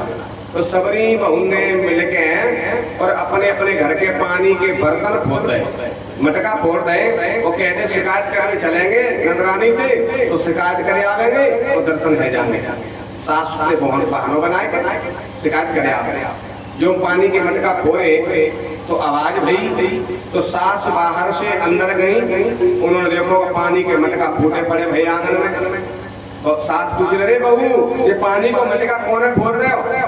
तो बहू ने मुंह लटका के नीचे को कह रही माता जी वो नंद को लाला आयो तो मटकी फोड़ गए। अच्छा छोटो सो लाला हमारे पानी की पीवे के बर्तन फोड़ रहे हो, लाओ हम नंदरानी से शिकायत करे आवे। बहू बेचार कर साथ चली जाएगी तो मैं तो प्लानिंग कर पानी फिर जाओ। कभी नहीं माता जी तुम मत जाओ। क्यों? कि देखो तुम घर की बूढ़ी बड़ी हो, मालकिन हो, और तुम अगर शिकायत करेंगी बूढ़ी बड़ी अगर शिकायत करेंगे तो लड़ जाएंगे, तो पीछे से बात खराब है तो वो हमारे को, इसलिए तुम मत जाओ, लाओ हम चली जाएंगी। शिकायत करे आवेंगी और नंदरानी बुरो लगे तो पीछे से तुम आए के बातें संभाल लियो। बड़ी बूढ़ी क्या होती है घर की बात संभाल ली, तुम आ जाइयो और हमें ही डांट दियो। अरे बहू नंदरानी के जैसे कैसे लाला भयो है, पानी की मटकी तो और ले आवेंगे, क्या बड़ी बात है, तो कोई शिकायत मत करो नंदरानी से, तो तुम हमें ही डांट लगा दियो और बात संभाल लियो। और तुम ही जाके लड़ मरेंगी बड़ी बूढ़ी तो बातें को संभालेगा। सास कह रही अरे बहू तू तो बहुत ही होशियार है, बड़े बूढ़े लड़ मरेंगे तो बातों को संभालेगा। बड़े बूढ़े तो ताक होते हैं कोई बात बिगड़ जाए, लड़ाई झगड़ा है जाए तो भाई शांत करे वो बड़े बूढ़े, और बड़े बूढ़े लड़ मरेंगे तो फिर बातों को संभालेगा। बात तो सही कह रही है बहू तू, ऐसा पर कोई शिकायत करे कि हाँ माता जी मैं चली जाती हूँ। सबरी बहू मिल के और पहुंच गई नंदरानी के घर। जो पहुंची सबरी बहू नजरानी करे भैया आज मेरा कोई बिलुआ ना दे, सबरी बहू का को आएगी बहू तो बिलुआ दे के घर में तब आवे को उत्सव होवे, मैं तो कुछ उत्सव ना कर रही। तो सबरी बहू ये थी आवाज बोली हमसे उत्सव कर भी नाने आए, बधाई का भी नाने आए, तो इतनी लाला की करतूत सुना भी आए।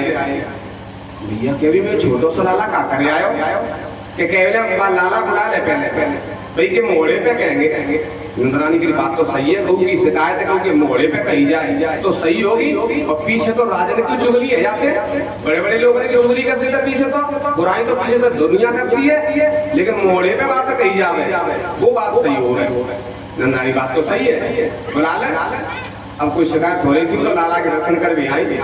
सबने दर्शन की इच्छा गीता सुनाई। जो आवाज लगाई नजरानी, अरे लाला कन्हैया, अंदर से आवाज, हाँ मैया। लाला बाहर रहियो। जो कन्हैया अंदर से बाहर आए तो सबरी गोपिन की भीड़ देखी तो भगवान मैया को पल्लू पकड़े खड़े गए। जैसे भीड़ भाड़ ज्यादा होते ब्याह शादी में, वैसे बच्चा दूर खेलेंगे और ब्याह शादी होगी, गोविंद कहने लगा बैठ ले, तो नहीं बैठे वो, फिर तो पल्लू पकड़े ढिंगने नहीं, पीछे पीछे घूमे वो, ना तो खेले वो शादी में पीछे। ऐसे ही भगवान आज मैया को पल्लू पकड़े खड़े हैं। तो आज सबरी गोपियां भगवान को देख रही है, देखती रह गई। इतना सुंदर स्वरूप है मेरे कन्हैया का कि जिसके दिल में एक बार बस जाए फिर उसे संसार अच्छा ही नहीं लगता। मीराबाई के तो दिल में ऐसे बस गए भगवान, तो मीरा का विवाह भी हो गया, तो भी क्या कह रही है, मेरे तो गिरधर गोपाल दूसरो ना कोई जी, जाके सिर मोर मुकुट मेरो पति सोई जी। विवाह भी हो गया तो भी कह रही है मेरा पति तो सिर्फ गिरधर गोपाल है, मोर मुकुट वाला है, और दूसरा मुझे अच्छा ही नहीं लगता। नाचती है, संतों के बीच गाती है। तो महाराज जिसके दिल में एक बार कन्हैया की छवि बस जाए, जो भगवान के दर्शन कर ले, फिर उसे संसार अच्छा नहीं लगता। सभी गोपियां एक टक भगवान को देख रही है, अब कुछ नहीं बोल रही। मैया कह रही, क्यों रही गोपियों, तुम तो कह रही लाला की शिकायत कर भी आई है, अब तो ऐसे लाला एक टक देख रही है घूर घूर के, नजर देव में लाला नजर देवे के ताई आई हो, क्या करके आओ बताओ। अब कछु करके आओ हो तो बतावे, कछु करके आओ ही ना। लेकिन विचार करें नहीं कछु कहेंगे तो हाल जब हमारी सास से कह देगी तो हमारी सास हमको डांट लगाएगी, कोई शिकायत नहीं हटी तो काय दूंगा ही तुम। तो एक गोपी कह लगी, सुन मैया तेरो लाला मेरे घरे क्या करके आयो, यहाँ बता दे। तो कहने लगी बत्सान मुंजन क्वचित समय क्रोध संजात हासः। अरे मैया तेरो लाला मेरे घर गयो तो बत्सान मुंजा, ये छोटे छोटे गाय के बछड़ा छोड़े आवे और सब गाय को दूध बछड़ा पी जा। तो मैया कहती है दूध दूध लेती कि ना मैया क्वचित समय, जब दूध दोहबे को समय होए तो हम कह लाला अरे कन्हैया ने बछड़ा छोड़ दियो तो काके कते नौकर लगे हैं, अपने छोरे ने दूध पिवावे बिनते ही छुड़वाए ले, हम कहू के ना आप बछड़ा छोड़ रहे तो नहीं छोड़े। और जब हम घर में कुछ काम कर रही होए तो दूध दोहबे के समय से पहले ही बछड़ा ने अचक छोड़े आवे और सब दूध गाय को बछड़ा पी जावे। एक गोपी सुन मैया मेरे घरे का करो क्या तू बता दे। तो मेरे घरे लाला गयो तेरो और जाकर के माखन रखो तो अंधेरे में बाहर उठा के ले आए। भैया तो अंधेरे में कैसे पहुंच गए, तो ना मैया पतला करे का पैरा जावा जाए कि अंधेरे कमरा में जाए तो वो जाके प्रकाश है जाए, करोड़ों सूर्य के समान प्रकाश है जाए। कोट सूर्य समप्रभा, भगवान सूर्य में जो प्रकाश है इससे 1000 गुना मेरे भगवान कृष्ण में प्रकाश है, तेज है। कोटि सूर्य करोड़ों सूर्य के समान उनमें प्रकाश है। तो प्रकाश हो जावे और माखन ले आवे और माखन को ला करके और काने खावे लगे। मैंने कछु ना कही, बाल वाला ने खवायो तो मैंने कछु ना कही। फिर जाने ऐसी आवाज लगाई कि एक ही आवाज पे सबरे बंदर टूट पड़े मेरे घर पे। गोपी कह रही एक ही आवाज पे पतों का हर रिश्तेदारी है बंदरम से। कन्हैया विचार कर रहे हैं गोपी बात तो सही कह रही है, बंदरम से त्रेता की रिश्तेदारी है। त्रेता में सबरे बंदर ने मिलके और सहायता करी तब पुल बनो, तब लंका में हम पहुंचे, सेतु बनवायो। तो काम तो करोगे न त्रेता में, लेकिन हमने कछु खवाई नहीं पायो। तो यहाँ माखन विष्णु खूब है तो गोपियां हमें बता रही है कि तुम जाकर के उन्हें जिसने काम किया है कोई मदद करे तो भाई खिलाना पिलाना चाहिए। तो गोपी बता रही है कि माखन खवाना चाहिए। तो कह रही है एक ही आवाज में सबरे बंदर टूट पड़े। जैसे कहूँ के घरे को विवाह होए तो विवाह में सबरे नातेदार टूट पड़े, ऐसे ही बंदर टूट पड़े। तो कोई रिश्तेदारी कहा है और फिर क्या करो कि बंदर ने माखन खवायो तो मैंने कछु ना कही। और उसके बाद क्या पतो भैया कि भांडम विनती, वो मटकी हती माखन की बहुए फोरे आवे। बता रोज रोज माखन की मटकी कहाँ से लाएंगे, माखन तो देने के ताई माखन खा जावे मटकी फोड़ जावे। एक गोपी कही सुन भैया मेरे घर क्या करो कि क्या करो तेरे घरे, कि मेरे घरे तो गाय ना आती ना भैंस आती। तो गाय भैंस ना होगी तो दूध कहाँ से होगा, जब दूध ना होगा तो माखन कहाँ से निकलेगा, और माखन नहीं है तो ढूंढ ढूंढ के परेशान है गयो और क्या कह रहा पता है? अरे ये घर है कि मरघटा है, क्योंकि मरघट में शमशान में खावे के ताई कछु ना मिले। मरघट में क्या होता है, बांस पड़े हो गए, मटकी पड़ी हो और कफन के कपड़े पड़े होते हैं और मरघट में कुछ नहीं मिलता है। तो जो घर है कि मरघट है, क्या में तो खावे के ताई ना तो माखन है ना मिश्री है, ये घर है कि शमशान है, मरघट है। तो एक कमरे में जो घुस गए और बात कमरे में मेरी छोरी गहरी नींद में सोई हती और छोरी की लंबी चोटी हती। तो तेरे लाला ने कहा करो जब छोरी की चोटी लेके पार्टी के गांठ लगा दे वाल्मीकि, और छोरी के कान में मुंह लगा के कही हुआ, जो हुआ कही तो छोरी जग गई और जो जागी तो जाकर के छोटी पीछे बालन के खिंचने लगी, सोई छोरी रोवे लगी, अरे मैया बचाइयो, ओ मैया बचाइयो, हुआ ने पकड़ लई, ओ मैया बचाइयो, हुआ ने पकड़ लई। अब चीखने लगी मेरी छोरी। मैं दौड़ के गई कि हुआ कहाँ से आएगा, हुआ तो वो होए ना, बड़ी बड़ी माताएं होते ना, बच्चा जब ज्यादा उद्यम करे रात में सोए नहीं तो बिनती कहते लाला सो जा, नहीं हुआ खा जाएगा।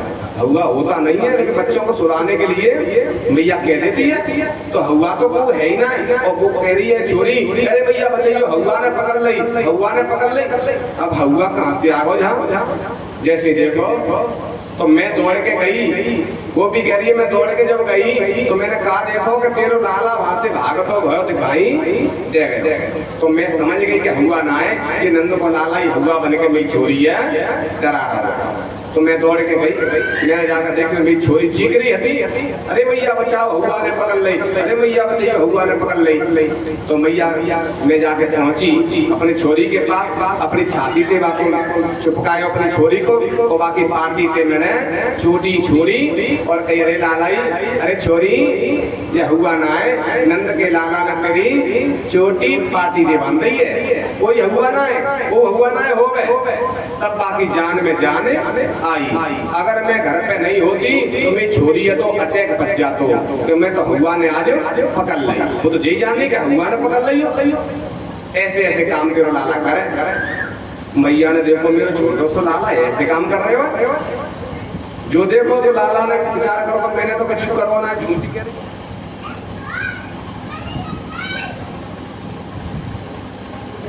सबरी गोपी जुटी है, मैंने तो ऐसा कुछ सुना है करो,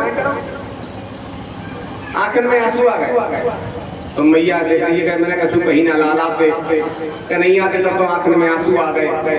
तो अगर मैं जाए डांटे हुई तो जाको दिल कमजोर हो जाएगा। बच्चों का दिल कोमल होता है, उनको ज्यादा नहीं डांटना चाहिए, बच्चों को लाड प्यार से समझाना चाहिए।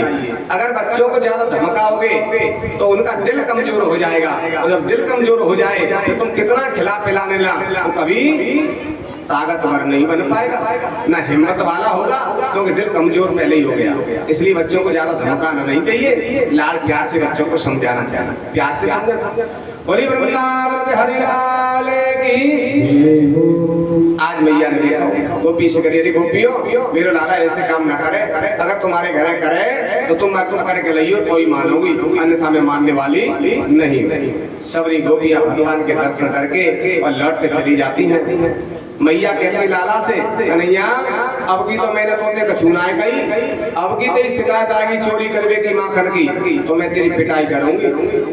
तो कन्हैया कह रहे मैया तू सच्ची मान रही है, मैंने चोरी ना करी, मैंने माखन ना चुराया। जिस सबरी गोपी जो टिल्ली है, भगवान कह रहे हैं सबरी गोपी जो टिल्ली है, मैंने तुमके घर चोरी करी ही ना, मैं क्यों करेंगो, मेरे घरे का कमी है, मेरे बाबा के 9 लाख गाय है, दूध घनेरो हो गए, मैं कायकों को घर माखन की चोरी करेंगो, मेरे घर तो घनेरो माखन है, चोरी वो करे जहाँ पर कछु हिल्लो ना हो, तो इसलिए मैंने ना करी। ये सबरी गोपी जो टिल्ली है।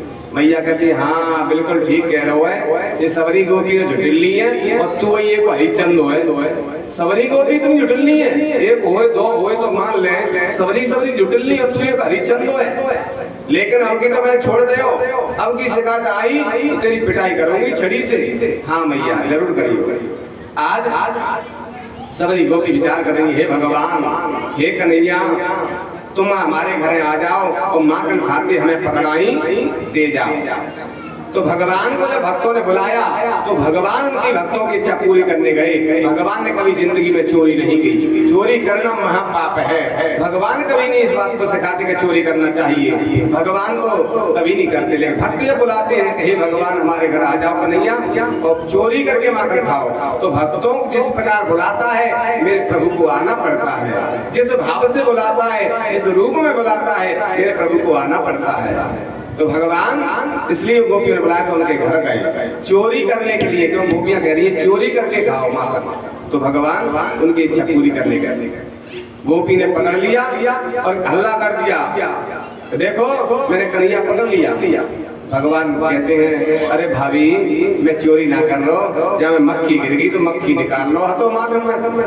अच्छा मक्खी निकाल रहे तो ये मोड़ो का बिगड़ गए, भगवान की मोह बिगड़ गए। अरे भाभी जब मैंने मक्खी निकाली तो एक मक्खी में होटे पर बैठ गई तो वही हाथे मैंने बिड़ारो होगो तो लगो होगो, मैंने माखन ना खायो। हास्यो जनोज करी चमाया, जो भगवान मुस्कुराए गोपी की तरफ तो आज उसकी आंखें बंद हो गई, भाव में डूब गई और भगवान हाथ छुड़ा करके वहां से नौ दो गहरा हो गए। गोपियां आ गई, क्यों चिल्ला रही है गोपी, क्या बात है? कन्हैया मैंने पकड़ लिया, माखन खा रहे हैं। गोपी के तो आंखें तो खोल, कहाँ है कन्हैया? तो आंखें खोली तो मुट्ठी बनी है और कन्हैया वहां आता ही ना, कब कहने करेंगे केवलिता ने बात करी कि हाँ मैंने बातचीत करी और मोह ना सोच रही कि मैंने कब में आंखें बंद है, मुझे पता ही नहीं चल पा। तो कहने लगी अब की आवे तो बात मत करियो और घूंघट डाल लियो, क्योंकि बाकी आंखों में जादू है, जादू है तेरी आंखों में, तेरे अंग अंग में है जादू। जिसकी ओर एक बार ढूंढ जाता है फिर उसका संसार छूट जाता है। मीराबाई की तरफ ऐसे ढूंढे कि उसका संसार घर परिवार सब छूट गया, फिर उस ना पति को मानती है ना घर को मानती है, फिर तो वो संतों के साथ नाचती है, मेरे तो घर गोपाल दूसरों ना कोई महाराज। इसलिए उसकी ओर देखना नहीं है, उसकी तो चितवन में ही जादू है, उसके अंग अंग में जादू है, इसलिए घूंघट डाल लेना। दूसरे दिन कहती है हे कन्हैया हमारे घर आ जाओ और चोरी से माखन खाते हुए हमें पकड़ाई दे जाओ। जब इस भाव से बुलाया तो मेरे भगवान तो भक्त वत्सल है, भक्तों की इच्छा पूरी करने वाले हैं। भगवान आ गए उस गोपी के यहाँ और माखन खाते हुए पकड़ाई दे गए। पकड़ लिया गोपी ने, लम्बो घूंघट डाल लो, अब की बात ना करनी, अब की तो मैया के पास ले चले। सबरी गोपी को हल्ला कर दो, सबरी गोपी आ जाओ घूंघट डाल के, कन्हैया पकड़ ले, चलो लेके चलेंगे शिकायत करवी।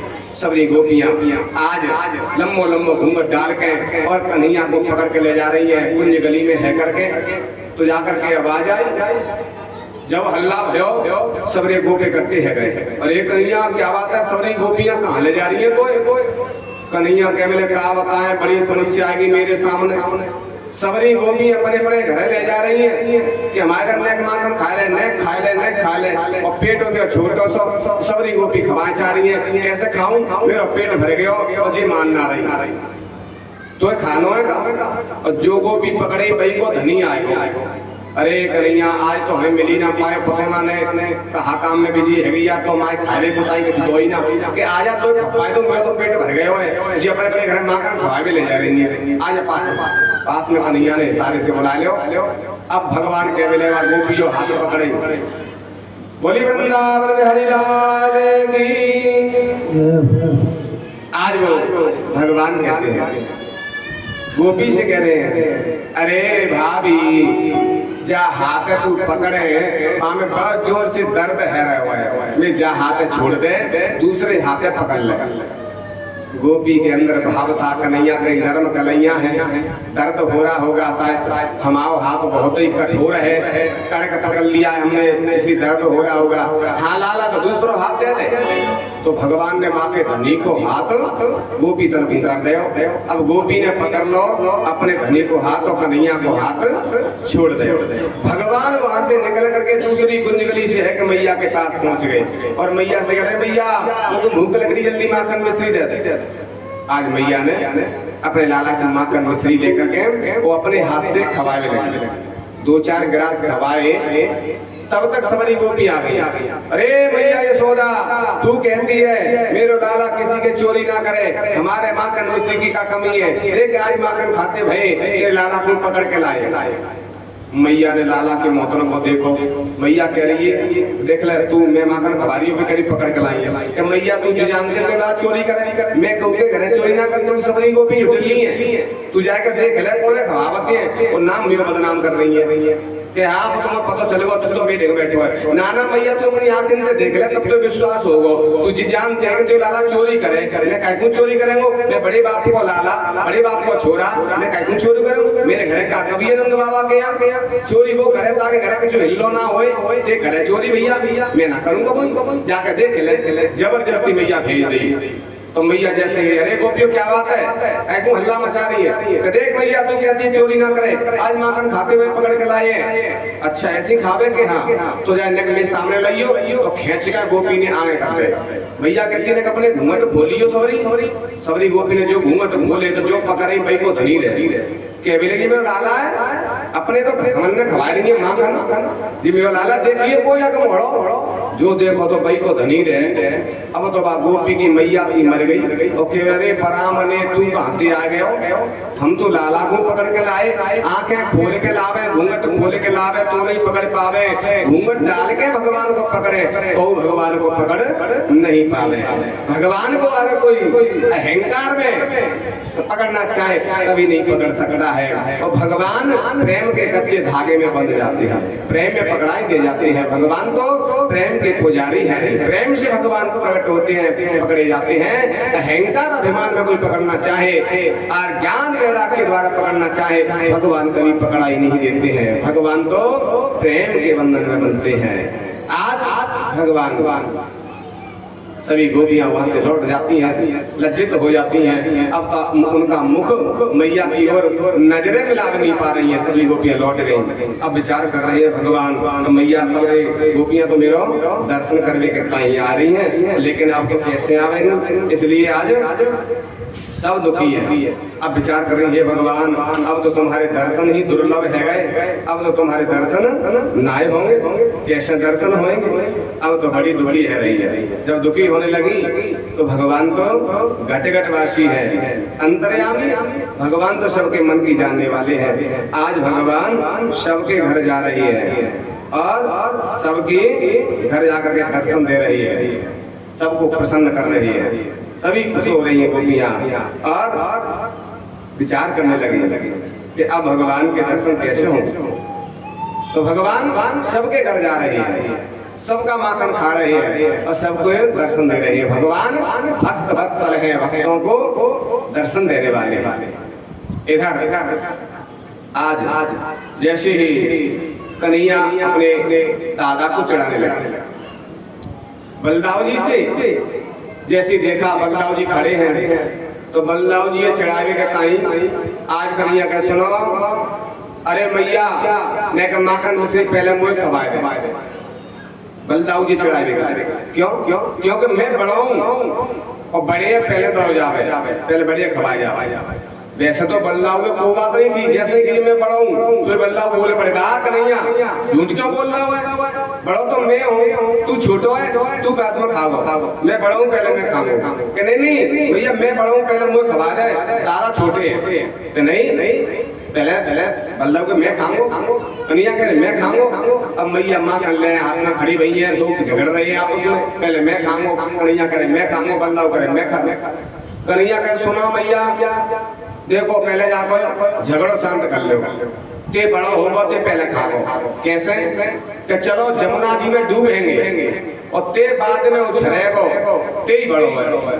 बलदाऊ तो खुश है गए तो शेष के अवतार है, सर्प थे शेष अवतार थे, समुद्र में डूबे रहेंगे हजारों वर्ष। बलदाऊ हाँ कन्हैया जी ठीक है चलो समुद्र जमुना जी में डूबेंगे और ते बाद में उछलेगो ते ही बड़ो है और वो ही पहले खा। कन्हैया और बल्लभ दोनों चल दिए। जैसे यमुना जी में पहुंचे कपड़े उतार कर जो डुबकी लगाई तो भगवान की लीला, भगवान की लीला से ऐसा बेग आयो यमुना में बाढ़ आई कि बलदाऊ तो बहने लगे। अब बलदाऊ ने खूब पैर जमाए हाथ रोके, लेकिन इतना बेग था कि आज बलदाऊ जी तो बेग में बह गए और बह गए, इनको गोटा लग गए। और जाकर के इतने दूर जाकर के गांव में और शहर के बगल से जाके यमुना ने ऐसी हलोर लाई तो यहाँ बलदाऊ को ऐसी हलोर में पार पे फेंक दे। अब तो पानी भर गयो, गोटा लग गए, ओंधे मुंह पड़े भैया पार पे। इधर क्या हुआ, भगवान की कृपा से लीला से एक उस शहर का जो राजा था उसकी मृत्यु हो गई। और जहां बलदाऊ जी पार पे लगे वही पार पे दाह संस्कार करने के लिए राजा को आए। राजा का वहां दाह संस्कार किया और दाह संस्कार करने के बाद में सबने स्नान किया, तिलांजलि दी है। और बलदाऊ जी को वहां पड़ो देखो तो बलदाऊ जी के पेट में से पानी निकालोगे सबरे में वहां के जो लोग थे। और पानी निकालने के बाद जब होश में आ गए बलदाऊ जी तो उनको बलदाऊ जी को पकड़ लिया, कहे चलो हमारे संग। बलदाऊ क्यों?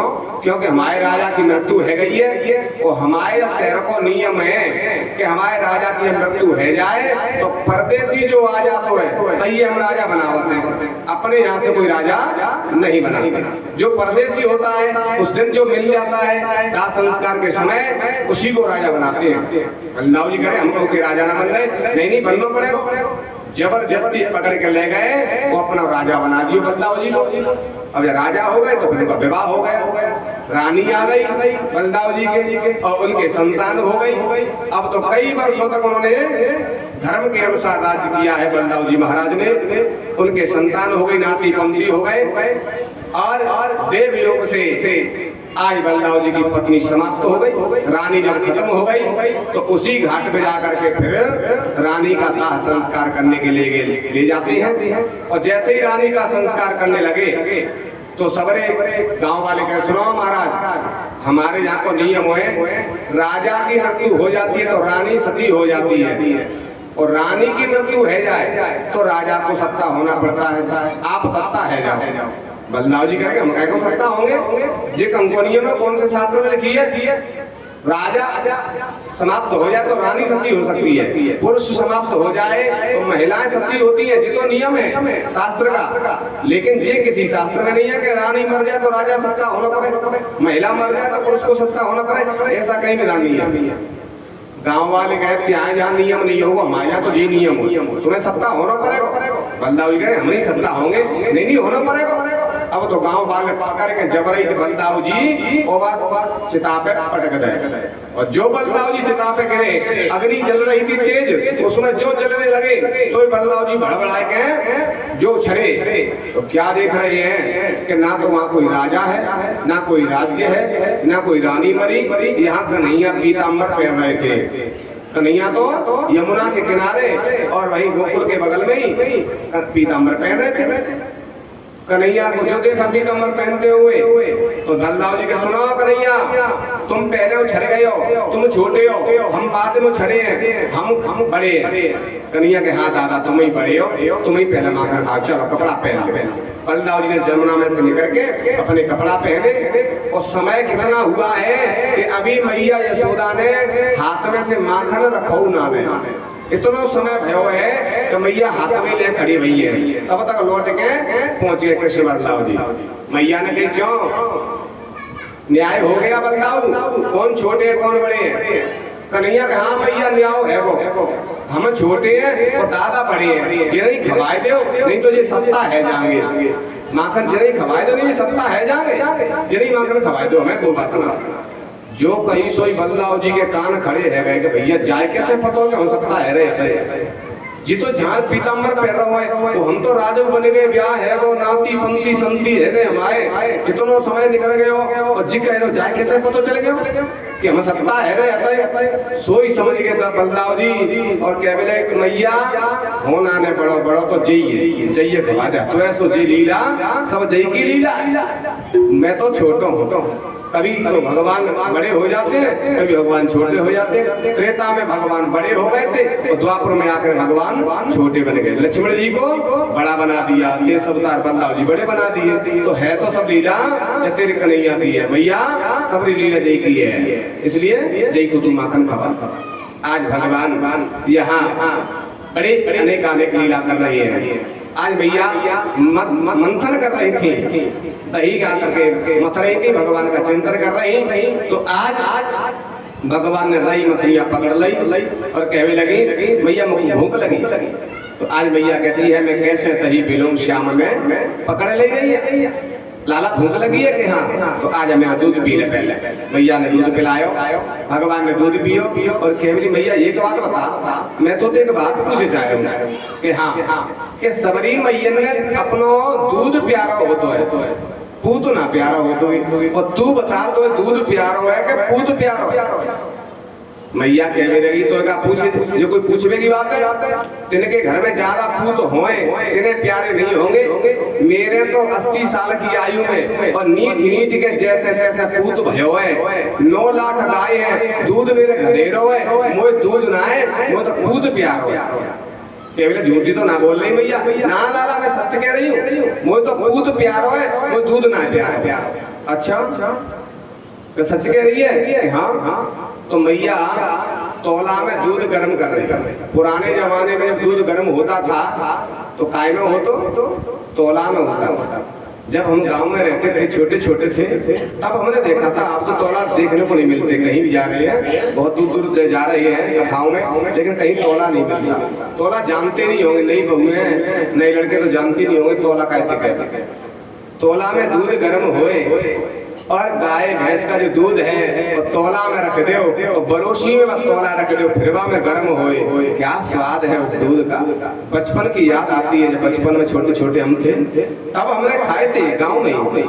तो महाराज उसके ऊपर जो जारी पड़ जाए, ऐसी रोटी सी जारी पड़ती थी कि बाकी संग गुड़ और चीनी की जरूरत नहीं पड़ती थी। अकेली जारी पकड़ के दुबका के ले जाते छोटे छोटे और खा लेते, कितना सुंदर लगता था, कितना स्वाद आता था।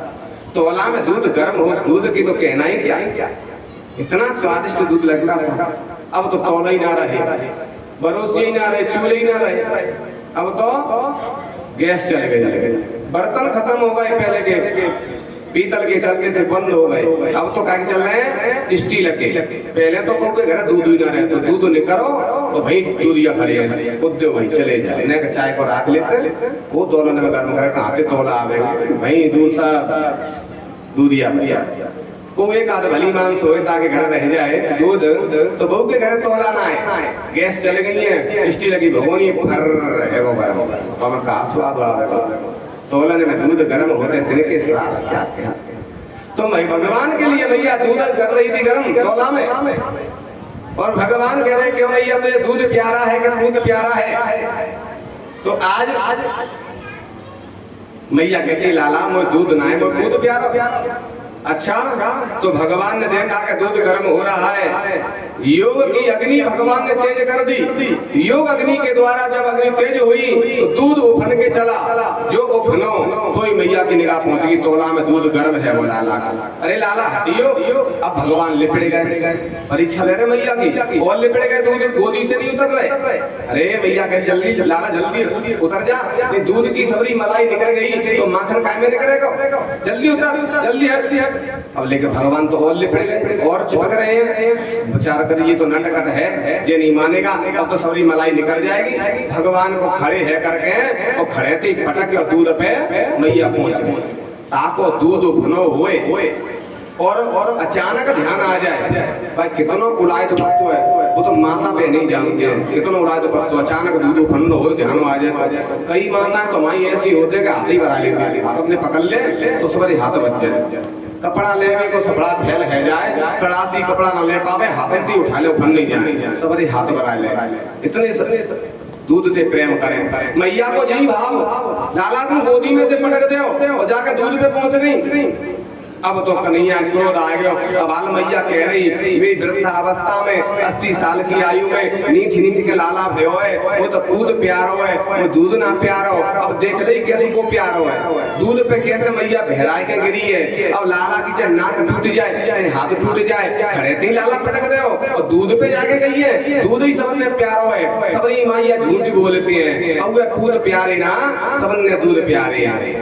आज तो कन्हैया को क्रोध आ गया, मेरी मैया है कि मुझे झूठ बोल रही है, कह रही मैंने मुझे तो दूध प्यारो है, आज परीक्षा ले ली, दूध ना है, सबने दूध प्यारो है। मंथन कर रही हती तो आज भगवान ने देखो लोड़ा रखो सिल पे, पहले सिलबट्टा चलते हर घर में पीते मसाला बटो जावे, अब तो सिलबट्टा एक आध भली मानसी के घर होगो नहीं तो चलेगी मिक्सी, फिर हाली मसाले पीस गए वो पीसे भी और बस डॉक्टर ने पैसा खुद ही आवे हाथ पाए नहीं चला सके ता सुने का ताकत बनी रहे। डॉक्टर ने बीमारी को पैसा देंगे हाथ पाए नहीं हिला चाहिए, पैसा दोगे बाप ने हाथ नहीं हिलाऊंगी मुझे नहीं बोले मशीन दे देंगे मठा करे बेकी मिक्सी पीस बेकी रोटी बनाए बेकी आया तो और बढ़िया है। जैसे बड़ी बड़ी जगह तो चल गई है, बड़ी बड़ी जगह। तो आज महाराज कन्हैया ने लोड़ा उठायो और लोड़ा उठा के ऐसो देव मटकिया में मंथन बाई में सबरी मटकी फूट गई और जो मंथन करते मठा फेंकता है तो मठा फेंकते में नौनी खट्टी है जाते।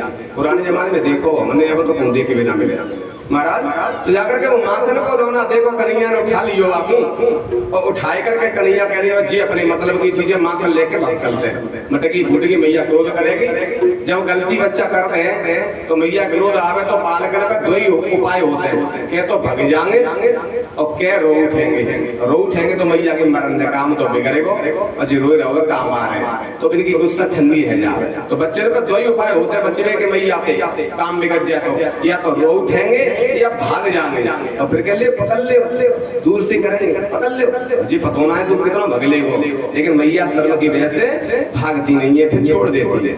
तो भगवान भी माखन लेकर के भाग जाते हैं और जाकर के आवाज लगाई सबरे गोप वाला कन्हैया क्या बात है, अरे भैया रोज जाए घरे माखन खाता है आज हमारे घर से मैया ने कही है आज हमारी तरफ से भंडारा तुम खाए ले। सब ने माखन खवा रहे हैं घर की ओर देख रहे हैं, वाल वाल करे लाला मैया दो तो घर की ओर क्यों देख रहे हो, अरे भैया घर की ओर ना देख रहे हो जब भंडारा हो तो ताको ध्यान 50 जगह रहते है, हलवाई देखने पकते रिश्तेदार देखने पकते मेहमान देखने पकते गाँव के देखने पकते और जो अपना और बुआ जाते देखने पकते तो सब जगह ध्यान रखना पड़ता भंडारा आज हमारी तरफ से भंडारा हो तो सब जगह ध्यान देना तो कहाँ को काम बिगड़ नहीं जाए। भगवान वाले का बात तो सही कह रहे भंडारे वाले को ध्यान सब जगह हो तो जाकर के जो माखन खवा रहे मैया दूध है उतार के लौट के आई तो का देख रही है कि मटकिया फूटी है और माखन हम है नहीं नोनी नहीं है। समझ गए मैया गोपिया रोज शिकायत करे आवे मैया तेरा लाला माखन खावे मटकी है फोड़ जावे, आज तो मेरे घर की मटकी फोड़ दी, आज तो क्रोध आ गया भैया छड़ी लेकर के मैया चलने लगी और जो छड़ी लेकर निकली सोई समझ गए भगवान कन्हैया कह रहे वाल वालो जितने ध्यान दो क्या बात है ले भैया जब मांग रहे पकड़ियो क्यों क्योंकि भंडारो बड़ो है वो अब एक जगह के सफर नहीं पावे वो बड़ो भंडारो हो तो पूरा गांव में बड़ो पड़ोस की गांव लगाते तब भंडारो से पत्तो है ये है सब व्यवस्था बने। अब देखो गुरु कुनों को परो को भंडारो है वो एक व्यक्ति कर पावे को नहीं कर पावे पूरे गांव लग जाए आसपास के गांव लग जाए गुरु महाराज की सेवा में तब भंडारों से भरे तो बड़ो भंडार हो गए हो इसलिए एक के बस की बात समारोह सोई सबन ने माखन दे के कन्हैया वहां से चलने लगे। जैसे कन्हैया जा रहे हैं मैया छड़ी लेके जा रही है, आज छड़ी लेके जैसे गई भगवान भागते लगे। भगवान को कोई अहंकार में क्रोध में पकड़ना चाहे भगवान पकड़ा नहीं देते, दो ही अंगुल कर छेड़ दो ही अंगुल कर छेड़ मैया लगता अब की पकड़े लेकिन भगवान पकड़ा ही नहीं रहे। जब मैया थक जाती है जब थक गई तो खड़ी रह गई तो भगवान भी खड़े रह गए मैया क्यों भाग रही है कह रही थी पूजा करे उन्हें पकड़ा ही दे जा। भगवान कहते भैया पहले ही बता देती तो काय को भागत मैं तो पहले ही खड़ो रहे या तो तुम पूजा करे भक्ति करे तो मैं ताकि घर ही आ जाऊं तुम जानो ना पड़े मैं तो वहीं प्रकट है जाऊं। तो भगवान को मैया ने कह दिया छड़ी लेके आइए कहीं वो डर लग रहा हूँ मैया तासु मैं भाग रहा हूँ। भगवान ने समझ गए कि ये मैया को क्रोध शांत करना है। मैया ने छड़ी हटा दी तो भगवान पकड़ाई दे गए पकड़ के ले गए गौशाला वाला। भगवान कहते मैया पूजा तो घरे करी जाते गौशाला का ले जा रही है तो इन्हें ने पता घर में पूजा करे 1 गुना फल गौशाला में 10 गुना फल और देवालय में जाओ तो 100 गुना फल गुरु के दरबार में जाओ 1000 गुना फल और शंकर जी के सानिध्य में करें तो अनंत शिव सन्निधौ शिव जी के सानिध्य में करें तो अनंत गुना फल प्राप्त होता है। इसलिए हम गौशाला में 10 गुना फल प्राप्त हो गए। आज गौशाला में ले गए हैं सबरी रस्सी मंगाई लेकिन 2 अंगुल कर छेड़ दो अंगुल कर छेद का मतलब है जीव और परमात्मा में सिर्फ दो अंगुल का अंतर है। उस भाव को अगर समझ गए, उस अद्वैत को समझ गए, परमात्मा हमसे दूर नहीं है। परमात्मा तो हर घट में बैठा है, सिर्फ अद्वैत के अंतर है, दो अंगुल का अंतर है। उस भाव को, उस भेद को समझ गए, परमात्मा हमसे अलग नहीं है। आज भगवान के लिए सभी रस्सी लाए, लेकिन वो प्राप्त नहीं हुए, बंध नहीं पाए। दो अंगुल का पूरे करके रस्सियां आ गई, लेकिन दो अंगुल कर छेद, दो अंगुल छोटी पड़ गई। लेकिन भगवान ने विचार किया मेरी मैया का क्रोध शांत करना है, अपने भक्त को प्रसन्न करने के लिए मेरे प्रभु आज एक ही रस्सी में बंध जाते हैं। आज पेट पर उदर पे बांध दिया दामन से, तो भगवान का नाम दामोदर हो गया। बोलिए दामोदर भगवान की। आज उलूखल से बांध करके मैया घर चली जाती है। भगवान विचार कर रहे हैं कि दामोदर दामिनी बंधे और ऋषि बच्चन के का। नारद जी का श्राप लगा हुआ था, कुबेर के जो बेटा थे नलकूबर मणिग्रीव, ये वृक्ष हो गए थे, तो उनका भी उद्धार करना है भगवान को, और मैया का क्रोध भी शांत करना है। तो इसलिए दामोदर दामिनी बंधे और ऋषि बच्चन के का। मैया का क्रोध शांत करने के लिए उलूखल से बंध गए, उलूखल को पलट लिया, और पलटने के बाद आज भगवान जहाँ यमला अर्जुन के वृक्ष थे उनके बीच में लगा करके जो झटका दिया, दोनों यमला अर्जुन के वृक्ष धराशायी हो गए। उनमें से नलकूबर मणिग्रीव जो नारद जी के श्राप से वृक्ष हो गए थे, निर्वस्त्र होकर स्नान कर रहे थे, आज वो वृक्ष हो गए, श्राप दिया था, आज उनकी श्राप से मुक्ति प्राप्त हो गई, भगवान के दर्शन हो गए। संत का, ब्राह्मण का अगर श्राप भी लगता है तो भी भगवान की प्राप्ति होती है। तभी कहा है कि सापत ताड़त पुरुष कहंता विप्र पूज्य से गावे संता। संत का, ब्राह्मण का श्राप भी अगर मिलता है तो भी भगवत प्राप्ति होती है। नारद जी का श्राप लगा था और भगवान की प्राप्ति हो गई। और कहीं कृपा संत की हो जाए तो साक्षात भगवान की प्रकट हो जाते हैं के सामने। ध्रुव जी महाराज को 5 ही वर्ष में, 5 ही महीने में संत की कृपा हो गई, आशीर्वाद से 5 ही महीना में ध्रुव जी को भगवान मिल गए। और नलकूबर मणिग्रीव को श्राप हो गया तो भगवान ने स्वयं आकर के उसका उद्धार किया, उसको दर्शन दिया। तो संत, ब्राह्मण और गुरु का अगर श्राप मिल जाए, क्रोध भी करते हैं तो भी उसमें हमारा भला होता है, कल्याण होता है। तो आज नलकूबर मणिग्रीव का उद्धार किया, दोनों परिक्रमा लगा करके प्रार्थना करके और कुबेर लोग के चले जाते हैं। अब वृक्षों की आवाज हुई, सब इकट्ठे हो गए, नंद बाबा आ गए, यशोदा मैया आ गई, सभी गोपियां आ गई। कह रहे मैया अरे ये लाला के ऊपर वृक्ष गिरते तो क्या अवस्था, किसने बांधा उलूखल से? तो गोपियां कहती मैया ने बांध दो, हमारे घर की रोज मटकी फोड़े, हमने कछ ना कही, लेकिन आज मैया की एक मटकी फोड़ दी, तापे मैया को बांध दो, मैया लाला को। नंद बाबा कहते क्यों यशोदा, अगर लाला के ऊपर गिरते तो क्या मिलते? केवल महाराज गलती है गई, अगर जान सादा मटकी फोरी होती, पानी पीवेगी तो मैं कछू नहीं कहती, लेकिन जाने तो मेरे अजिया सासू के हाथ की घुटी घुटाई मथनिया फूट गई। जो पुराने जमाने की बूढ़ी बड़ी इतने पतो है तो मठाकी मठनिया होती तो कैसे रखते, अपने प्राणन के प्यारों रखते थे भाई, क्यों फूट नहीं जाए। अजिया सासू के हाथ की मठनिया जाने फोड़ दी, तासे क्रोध आ गए। लेकिन आज के बाद कितने भी गलती करे, अब हम जाते कछू ना आएंगे। भगवान ने रक्षा करी, हमारे लाला की रक्षा करी, वृक्षों से बच गए। नंद बाबा कहते हैं अब हम यहाँ नहीं रुकेंगे, गोकुल में कभी न कभी कोई उपद्रव हो रहा है। जब से लाला का जन्म हुआ कोई न कोई यहाँ संकट आ रहा है, कभी पूतना आ गई, कभी तृणावर्त, कभी सत्तासुर, कभी जाकर के यहाँ जो वृक्ष गिर गए, अब नहीं टिकेंगे, कहाँ जाएंगे? तो कहते हैं चलो वृंदावन। हम आज सभी ब्रजवासी अपने अपने सामान को गाड़ा में भर के, जहाँ भगवान के जीवन में संकट नहीं आए, प्रसन्न रहे, हम वहीं चलेंगे। क्योंकि भगवान का रहते हैं वृंदावन में। वृंदा किसे कहते हैं? वृंदावन। वृंदा माने तुलसी, जहाँ तुलसी का वन होता है, जिसके घर में तुलसी विराजमान होती है उस घर में भगवान अवश्य जाते हैं। उस घर को छोड़ के कभी नहीं भगवान जाते कदम भी। जिसके घर में तुलसी होती है, गाय की पूजा होती है, उस गाय के शरीर में 33 कोटि देवता घर में निवास करते हैं। 33 कोटि देवता का पूजन करने का जो पुण्य है वो गौ की सेवा करने से प्राप्त हो जाता है। जिसके घर में गौ की सेवा हो रही है वहाँ समझ लो 33 कोटि देवी देवता उसके घर में विराजमान है और उनका पूजन का फल है। और जो तुलसी की पूजा करते हैं, तो तुलसी जिसके घर में है भगवान कभी उस घर को छोड़ के नहीं जाते हैं। तो आज चलिए सभी नाचते गाते हुए जा रहे हैं, भगवान प्रसन्न रहे। तो हम भी अपने मन को, शरीर को तो यही गुरु महाराज के किशोरी धाम में रख दें और तन को और मन से चलते हैं कहाँ?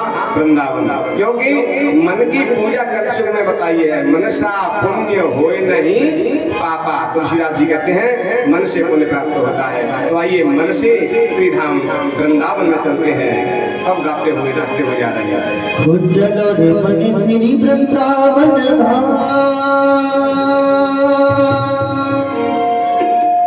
चलो रे मन श्री वृंदावन धाम, रटेंगे राधे राधे राम, मिलेंगे कुंज बिहारी ओढ़ के कांवर कारी, मिलेंगे कुंज बिहारी ओढ़ के कांवर कारी, मिलेंगे कुंज बिहारी ओढ़ के कांवर कारी, मिलेंगे कुंज ओढ़ के कांवर कारी। और मन श्री वृंदावन श्री वृंदावन धाम, रटेंगे राधे राधे राधे राधे राधे राधे राधे राधे राम, मिलेंगे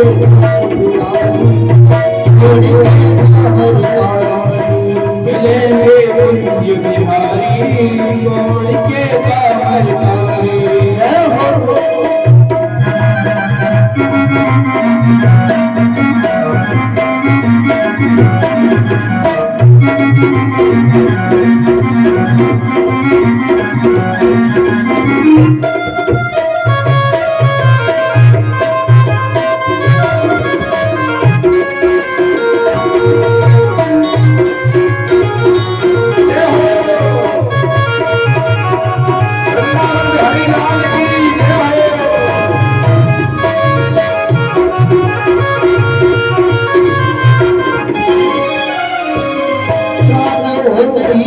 यमुना जी जाएंगे,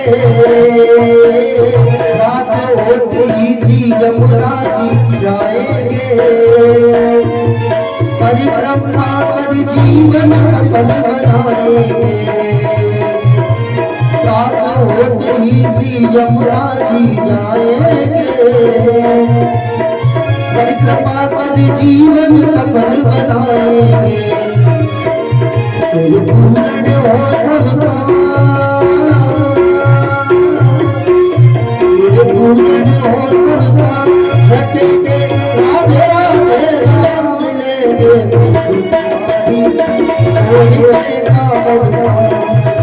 मिलेंगे कुंज बिहारी ओढ़ के कांवर कारी।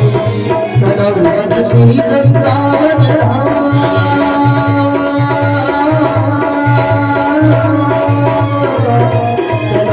श्री वृंदावन धाम, जपेंगे राधे राधे राधे राधे राम, मिलेंगे कुंज बिहारी ओढ़ के कांवर कारी, मिलेंगे कुंज बिहारी ओढ़ के कांवर कारी। जय हो।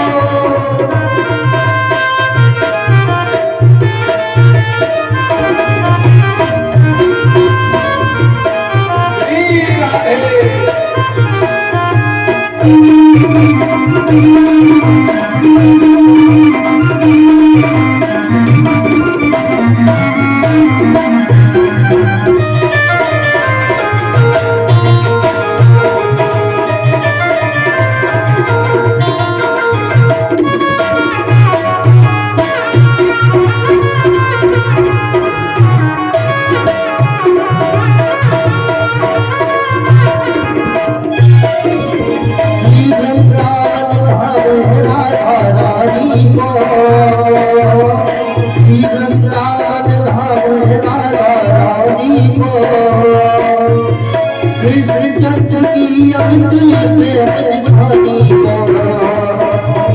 कृष्णचंद्र की अमृत बनिहारी को क्यों भटके खावा खा,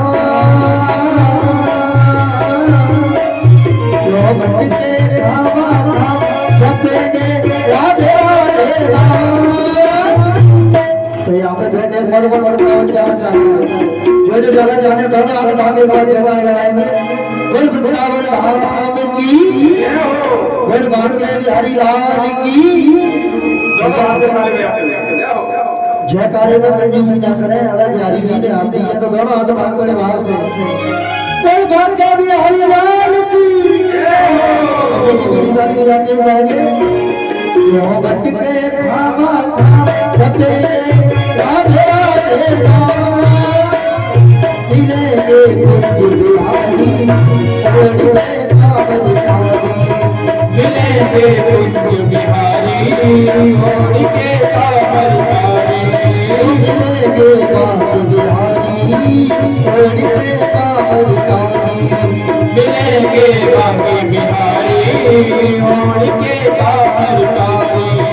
मन श्री वृंदावन धाम, वृंदावन धाम हटेंगे राधे राधे राम। मिलेंगे कुंज बिहारी ओढ़ के कांवर कारी। मिलेंगे कुंज बिहारी ओढ़ के कांवर कारी। मिलेंगे बांके बिहारी ओढ़ के कांवर कारी। मिलेंगे बांके बिहारी ओढ़ के कांवर कारी।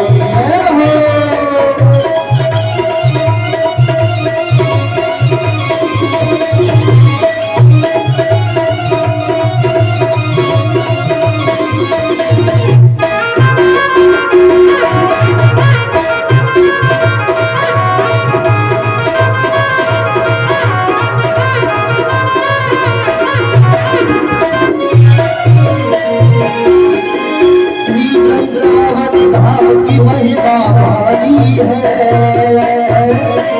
वृंदावन धाम की महिमा भारी है।